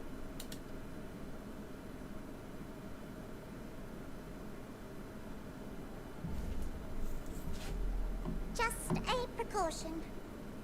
I'd rather I didn't have to ask the question at all, but I take my responsibilities very, very seriously. Do you and your friends, by any chance, find our accommodation wanting? Be honest, brutally even. It would be ungracious of me to belittle the efforts of thee and thine.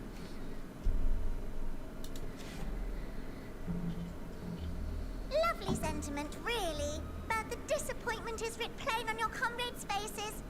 It's all the more frustrating since no one will come out and say what they find wanting.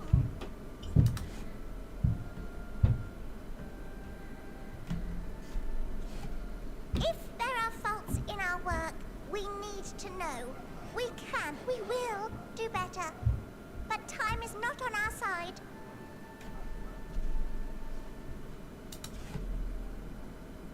The final days These will wait for no one. If your people are to be saved, we must take quick and decisive action.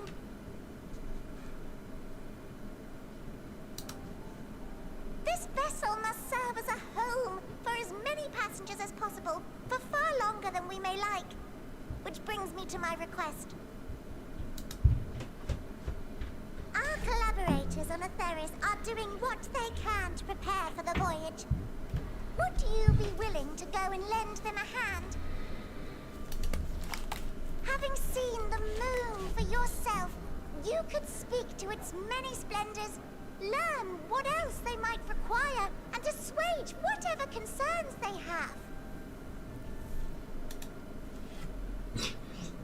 Wherefore wouldst thou entrust me with such a task?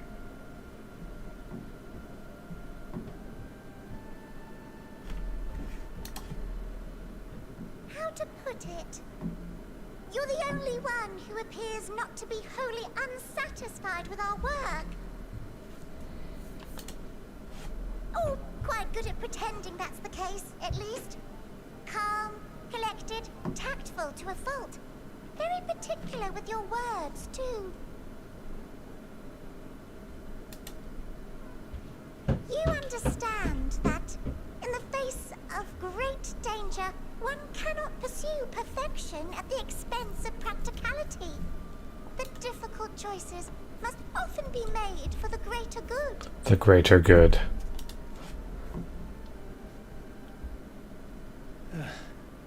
And so fate doth conspire to set my feet upon this path once more.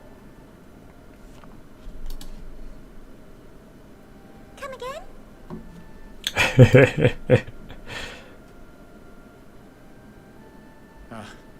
Idle musings. 'Tis no trifle, thou dost ask. Yet full well do I understand the urgency and necessity.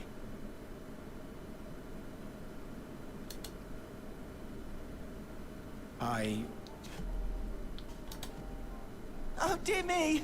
Dear me! I was terribly sorry for the mix-up. Uh-oh. It's a bit of a malfunction. I hadn't realized the residential quarters were inaccessible, you see. But you're still in one piece. So, all's well that ends well, yes? Well, there's a chance I wouldn't be in One Piece?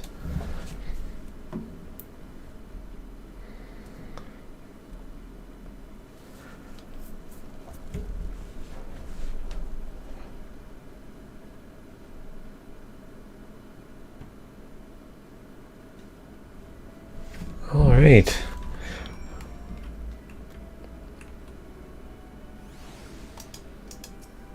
So, gosh, that was embarrassing. I promise to be more careful from now on. Since the residential quarters are closed for now, I've rerouted the teleporter to allow travel between floors instead. Hopefully this proves useful in the meantime.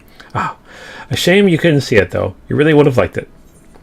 All right, let's complete that. That's okay. You can now travel between the upper and lower floors of Best Ways Burrow via the teleporter. Okay. What's our next mission here? Growing Way? Growing Way is keen to put this recent mishap behind him. You may not seem like it, but we've been planning for this longer than I'd care to admit. Each time we woke up, we'd have long discussions about how to save as many of you as we can. Felt like everyone had an opinion on this or that. And the one thing we could all agree upon was that the people of Erithus wouldn't take action to save themselves until it was far too late. That's why we're striving to make the moon a vibrant, magical place they'd hop at a chance to visit, rather than waiting for the flames of oblivion to get them off their tails and force them to accept our invitation. The residential quarters may not be up to the necessary standards just yet, but there are plenty of other places worth seeing. We've already had a look around the Curatorium, but wait until you've seen what's waiting for you at the east end of the burrows. Follow me. Yeah, okay, so I'm curious, because they still haven't even said... so where's the teleporter? Where... or how many people can be saved? Like, is it... Can we save everyone? Do we have to save only a select few? Like, those are things we need to know in case we need to use this. And I need to be a phoenix. Kaboom! Okay. Okay, where are we heading here? Growing way.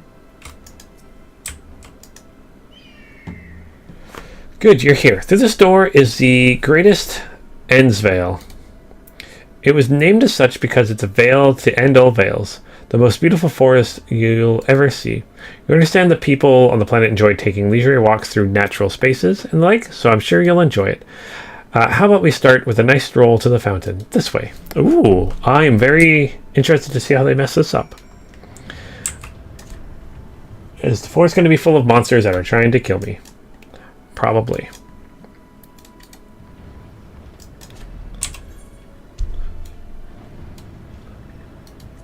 Oh, there's an eighth right here. Good. Thought we were going to a forest. Oh, I thought that's not an eighth right. Okay.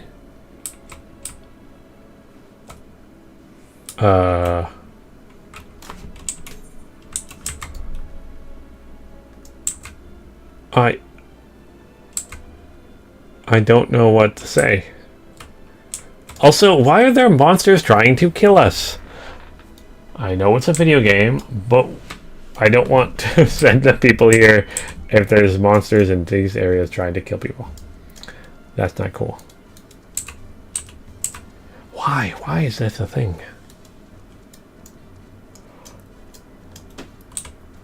I keep overthinking this game. That's my issue at the moment. Okay, we're going up here.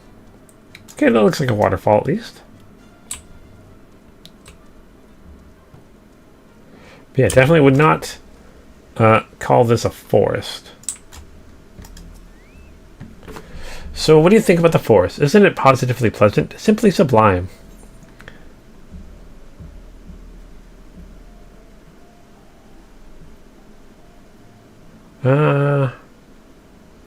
I can't see the forest. I couldn't see the forest or the trees. You're pulling my tail. You're in the forest right now. Building this place was a challenge, let me tell you. Since we were born here, we've never seen trees in person before, let alone a forest. The information sent by the collaborators was quite enlightening, but after much deliberation, we decided to use crystalline constructs in place of living trees. Okay. And thanks to our atmospheric circulation system, this place produces air as clean as you'll find in the forest of Erithus. The fountain here behind us, powered by a rather large crystal adorning its top, plays a vital role in supplying us with fresh water. Much time and effort was spent making it the most spherical of spheres, and I dare say the unparalleled roundness speaks for itself. I enjoy nothing more than a nice long stretch and spot of relaxation whenever I come here. You look like you could do with a stretch yourself. Okay, my only question is, so if that was the only place to eat, this is the only forest, how many people can they hold? They clearly can't hold a lot of people here. Feeling tense, Luneth? Why not stretch to relax? Oh. Slash.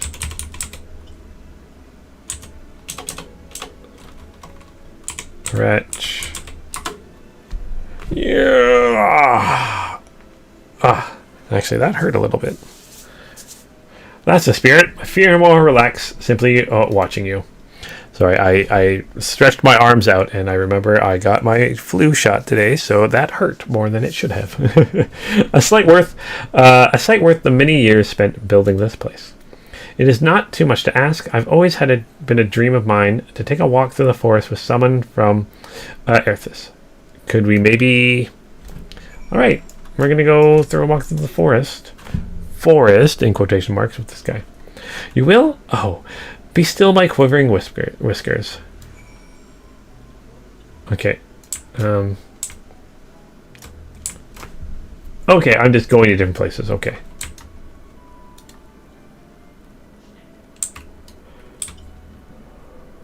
I do like how the paths are winding.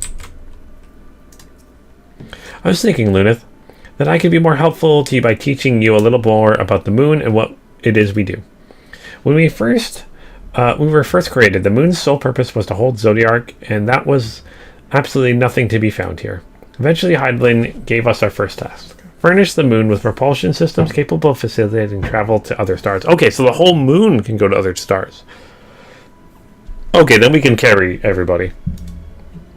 It sounds impressive, and I suppose in some respects it is, but it was only possible thanks to all the knowledge Hydaelyn shared with us.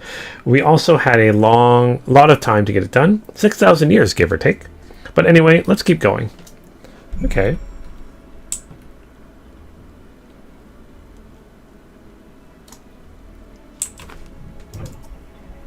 This may come as a surprise, but we didn't begin building the habitable areas until after the propulsion systems were ready. Considering how long it took, I wish we'd started sooner. Who would have thought we needed 4,000 years to make all this? It certainly wasn't work you dare rush either. We had to create infrastructure and countless supporting systems, some of which wouldn't be operational until hundreds of years later. And then there was that brief period where our productivity came to a screeching halt, when that bizarre red satellite was set up from the planet, the Allegan's Mischief, I think. We thought maybe some new nefarious actor was colluding with Zodiark. All we could do was stand by and brace ourselves for the worst. I can't tell you how relieved we were when Hydaelyn informed us of its destruction. Oh yes, there was much joyous humming that day. Does that mean the moon that had the one we just had? With the 6th Umbral Calamity? Is that what they mean? Yeah, Behemoth was in it. Behemoth? Yeah, that was Garlemald. Okay. So they built everything. That came into existence. They stopped doing everything, so they've only started up again for like the last few years then, SpaceNet? Did you notice anything peculiar about the treetops? I mean, apart from the fact that they're massive crystals and not trees? Oh, there's like power emanating from it.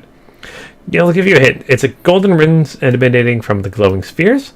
Along with a device fixed near the ceiling, they fill this role similar to our sun, and do so better even. The sun and similar celestial objects in a great expanse radiate energy that is harmful to your bodies. These rings shield you from the energy while allowing you to bathe in the perfect amount of sunlight, or rather, a close approximation of it. Okay. Pretty impressive. Wouldn't you say? Oh, and if you look closely, you'll see different types of trees have ever so slightly different curvatures. Yes, indeed. This forest truly is the greatest. Okay.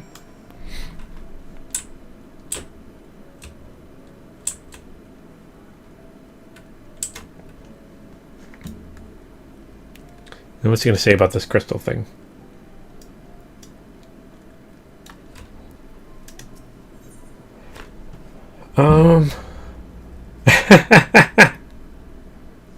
Ask if you can taste the rainbow crystal.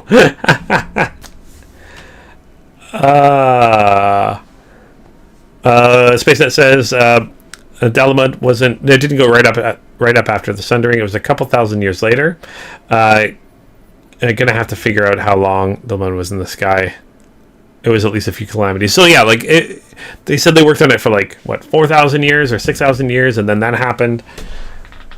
And it hasn't been that long since it went away. So I want to ask if we can taste a rainbow crystal. Can we get some Skittles?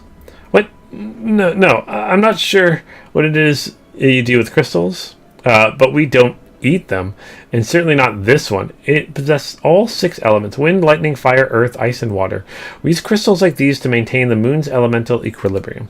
It's worth mentioning, though, that because of Hydaelyn's influence, being the embodiment of tranquility and stasis and all, manipulating the elements here is different than it might be on the planet. Conjuring a fire would sooner dry your clothes than singe them, for example, but simply the etheric conditions are ill-suited for growth, which is why the surface is mostly barren.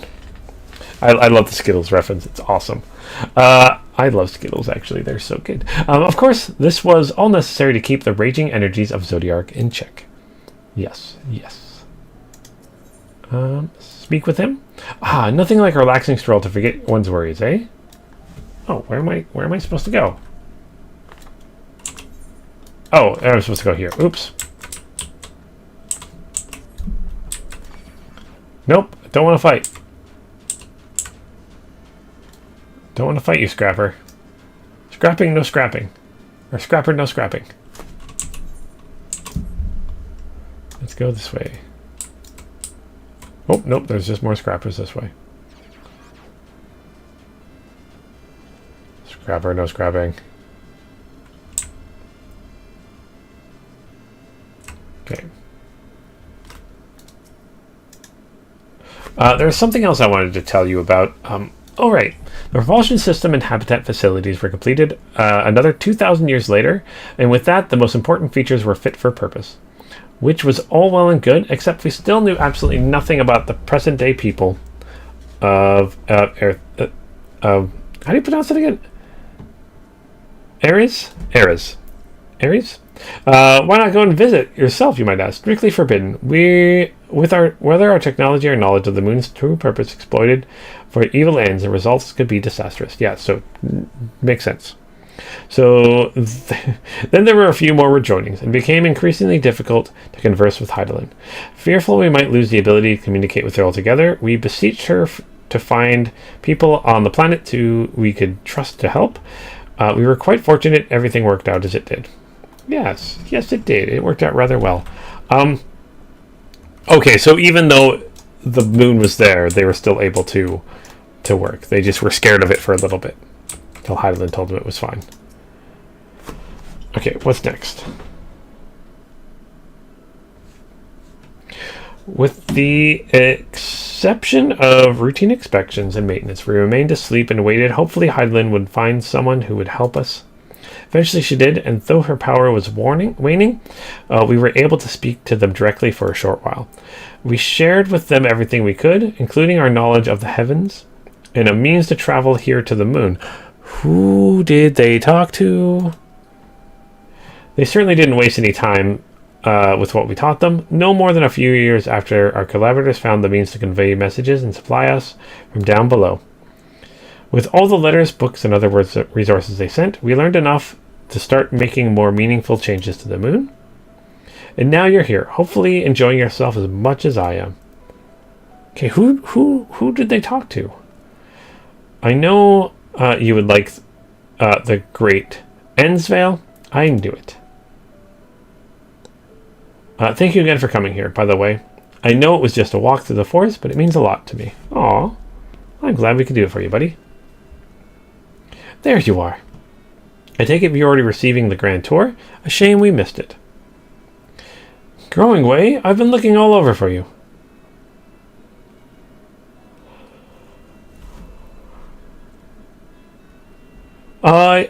Is this about the teleporter to the residential area? No, never mind that. We have more pressing matters at hand. I will be calling an emergency meeting shortly, and your attendance is required. Really? I can't imagine why you need me there, but if you insist. You won't be away long, so you are more than welcome to continue looking around the borough. Now come along, Growing Way. Okay, you don't need us. Neat. Before we arrived, you seemed to be in the midst of a rousing conversation with your guide. Did you learn anything of import? All the things, and the stuff. They've spent 12,000 years preparing for this? With the appropriate appointed hour fast approaching, I can certainly understand their restlessness, but still. It seems to have been...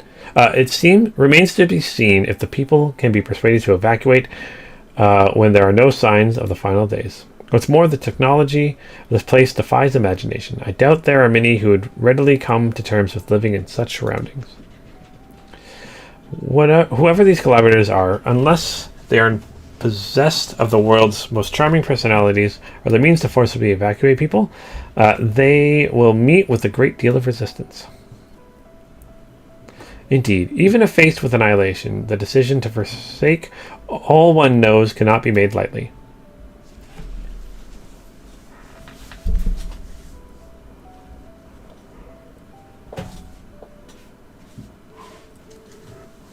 Oh, forgive me, friends, but I must beg you leave. There is another matter which begs for mine attention. Oh, of course, we can accompany you if you like. Nay, that would not be necessary. If you'll excuse me, what do you have to do here that you're not telling us about? He is always up to something. Not trusting him right now again. Istola, 'tis clear now that difficult decisions lie ahead of us. Preparation for the evacuation of the planet is indeed critical, but I am not yet willing to forsake our world and its reflections, and I trust I am not alone in my in this. Yeah, let's try to save them. Okay, by now Thancred can tell when his friends are up to something. Did Oriange seem strange to you? Yes, I said that. More so than usual, I mean. I know he has a penchant for keeping his own counsel, but I'd be lying if I wasn't worried. Would you go and see if he's all right? Istola, I would remain here and see what else we can learn about the final days. If you hurry, perhaps you can catch up to him. Okay, let's go do that. Teleporting, teleport. All the teleporting, teleport.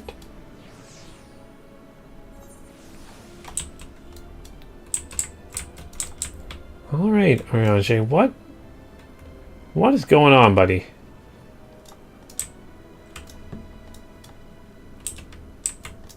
This should be the last quest for tonight. Time is flown.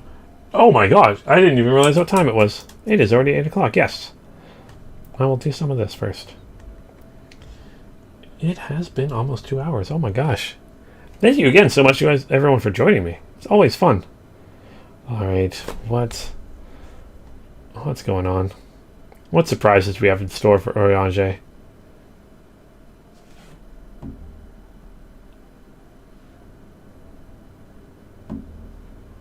Oriange appears to be heading towards the entrance of Bestway's burrow. Interesting, why? Okay, to the teleporter.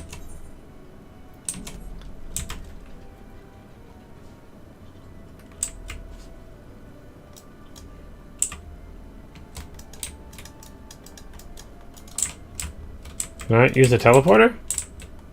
Isn't this the teleporter? Huh? How do I use the teleporter? Oh, the teleporter's on the other side. Oh, well then I'm just going to run up.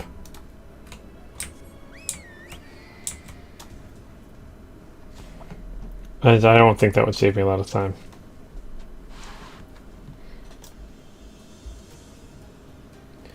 Do.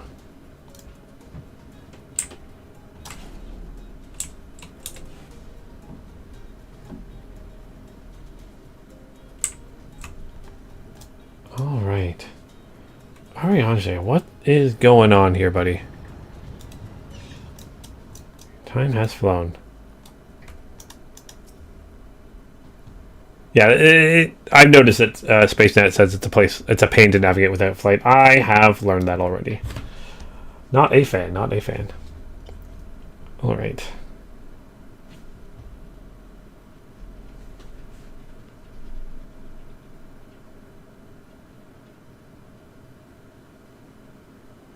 Oriange ventures off into Mar Lamatorum. For reasons unknown, you must tread carefully, else he might sense your presence. He's my friend. I can't just be like, hey, what's up, buddy? I shouldn't be sneaking around him like this. I should just be like, what's up?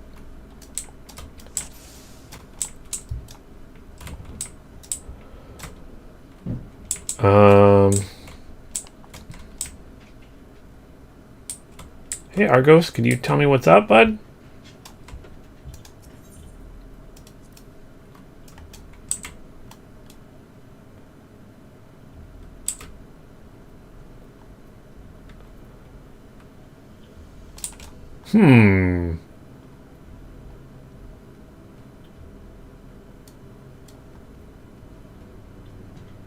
Why is Oriange being so sneaky?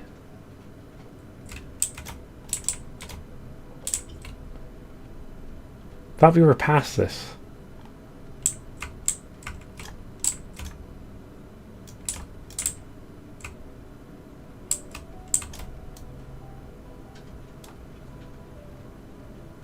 He's going to turn around again here. Who's there? Just your friend and buddy, Lunith. Now he's running. Where are you going?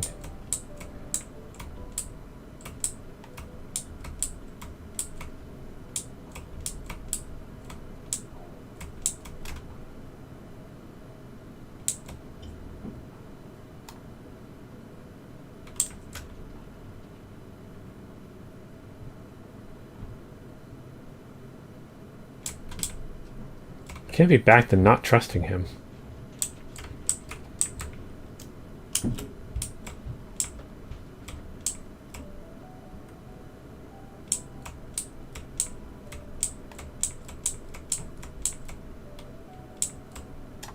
Alright. Duty complete. Oh. No music? Okay.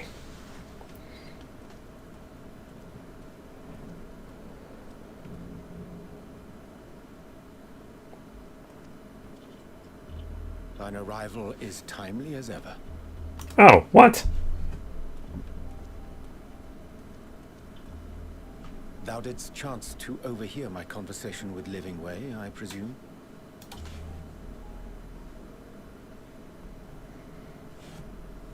'Twas not mine intent to move in shadow.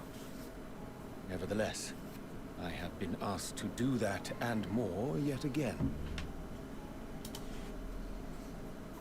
Is it so plain that these strangers could intuit it at a glance?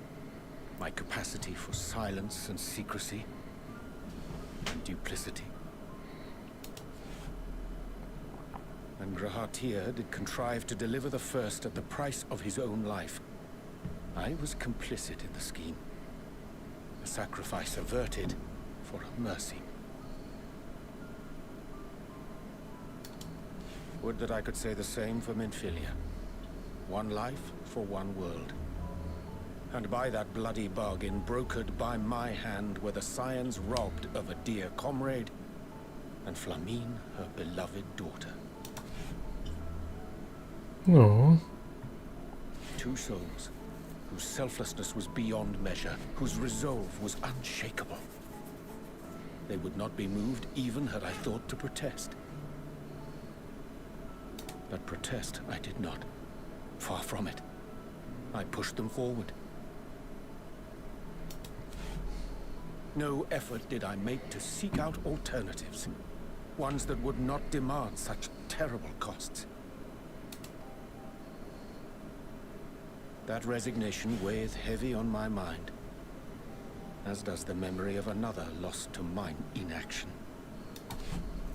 Dearest Moonbringer, who did face death unflinching, that we might secure a means to bring low the Ascians.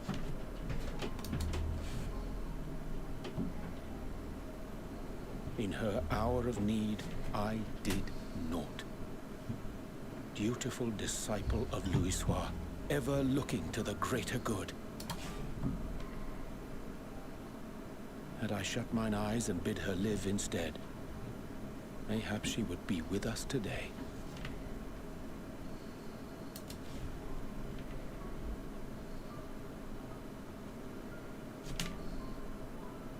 Selfish wants, born of everlasting regrets. Most days I put them from my mind, but could think of naught else when asked to swallow the same bitter draught. Subterfuge and sacrifice. Mayhap the right moral choice, but one I regard with great trepidation.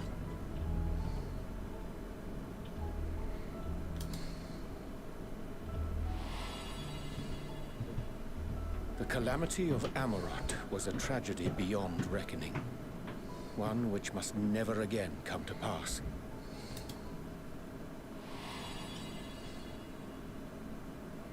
Thus must we struggle, haunted by ghosts of those we have lost, clinging to those we pray we can yet save. But what of those we cannot? How do we make peace with the dreadful algebra of necessity? Oh. Let's see here.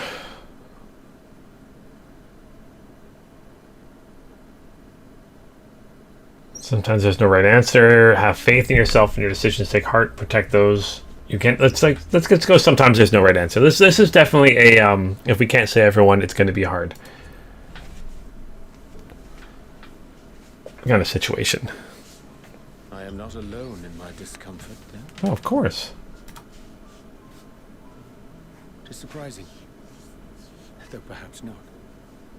We Scions are wont to debate strategy at length, but are resolute and unwavering in execution.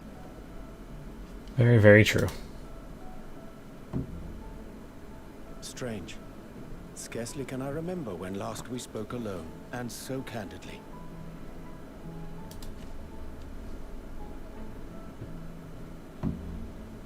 I thank thee. For all my supposed skill with words, I find it difficult to express such private thoughts.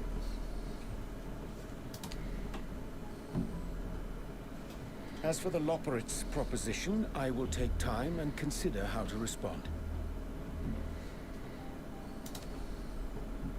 It would be to our mutual benefit if we could converse more openly with our aspiring caretakers.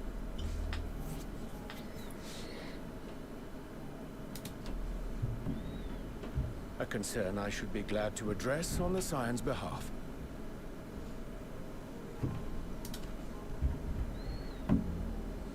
To dispense with all pretense and bare one's heart to another is a frightening thing indeed.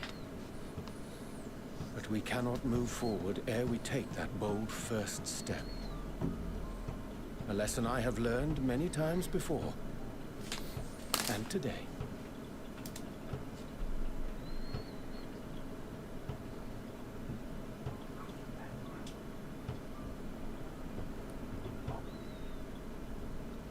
What are they saying?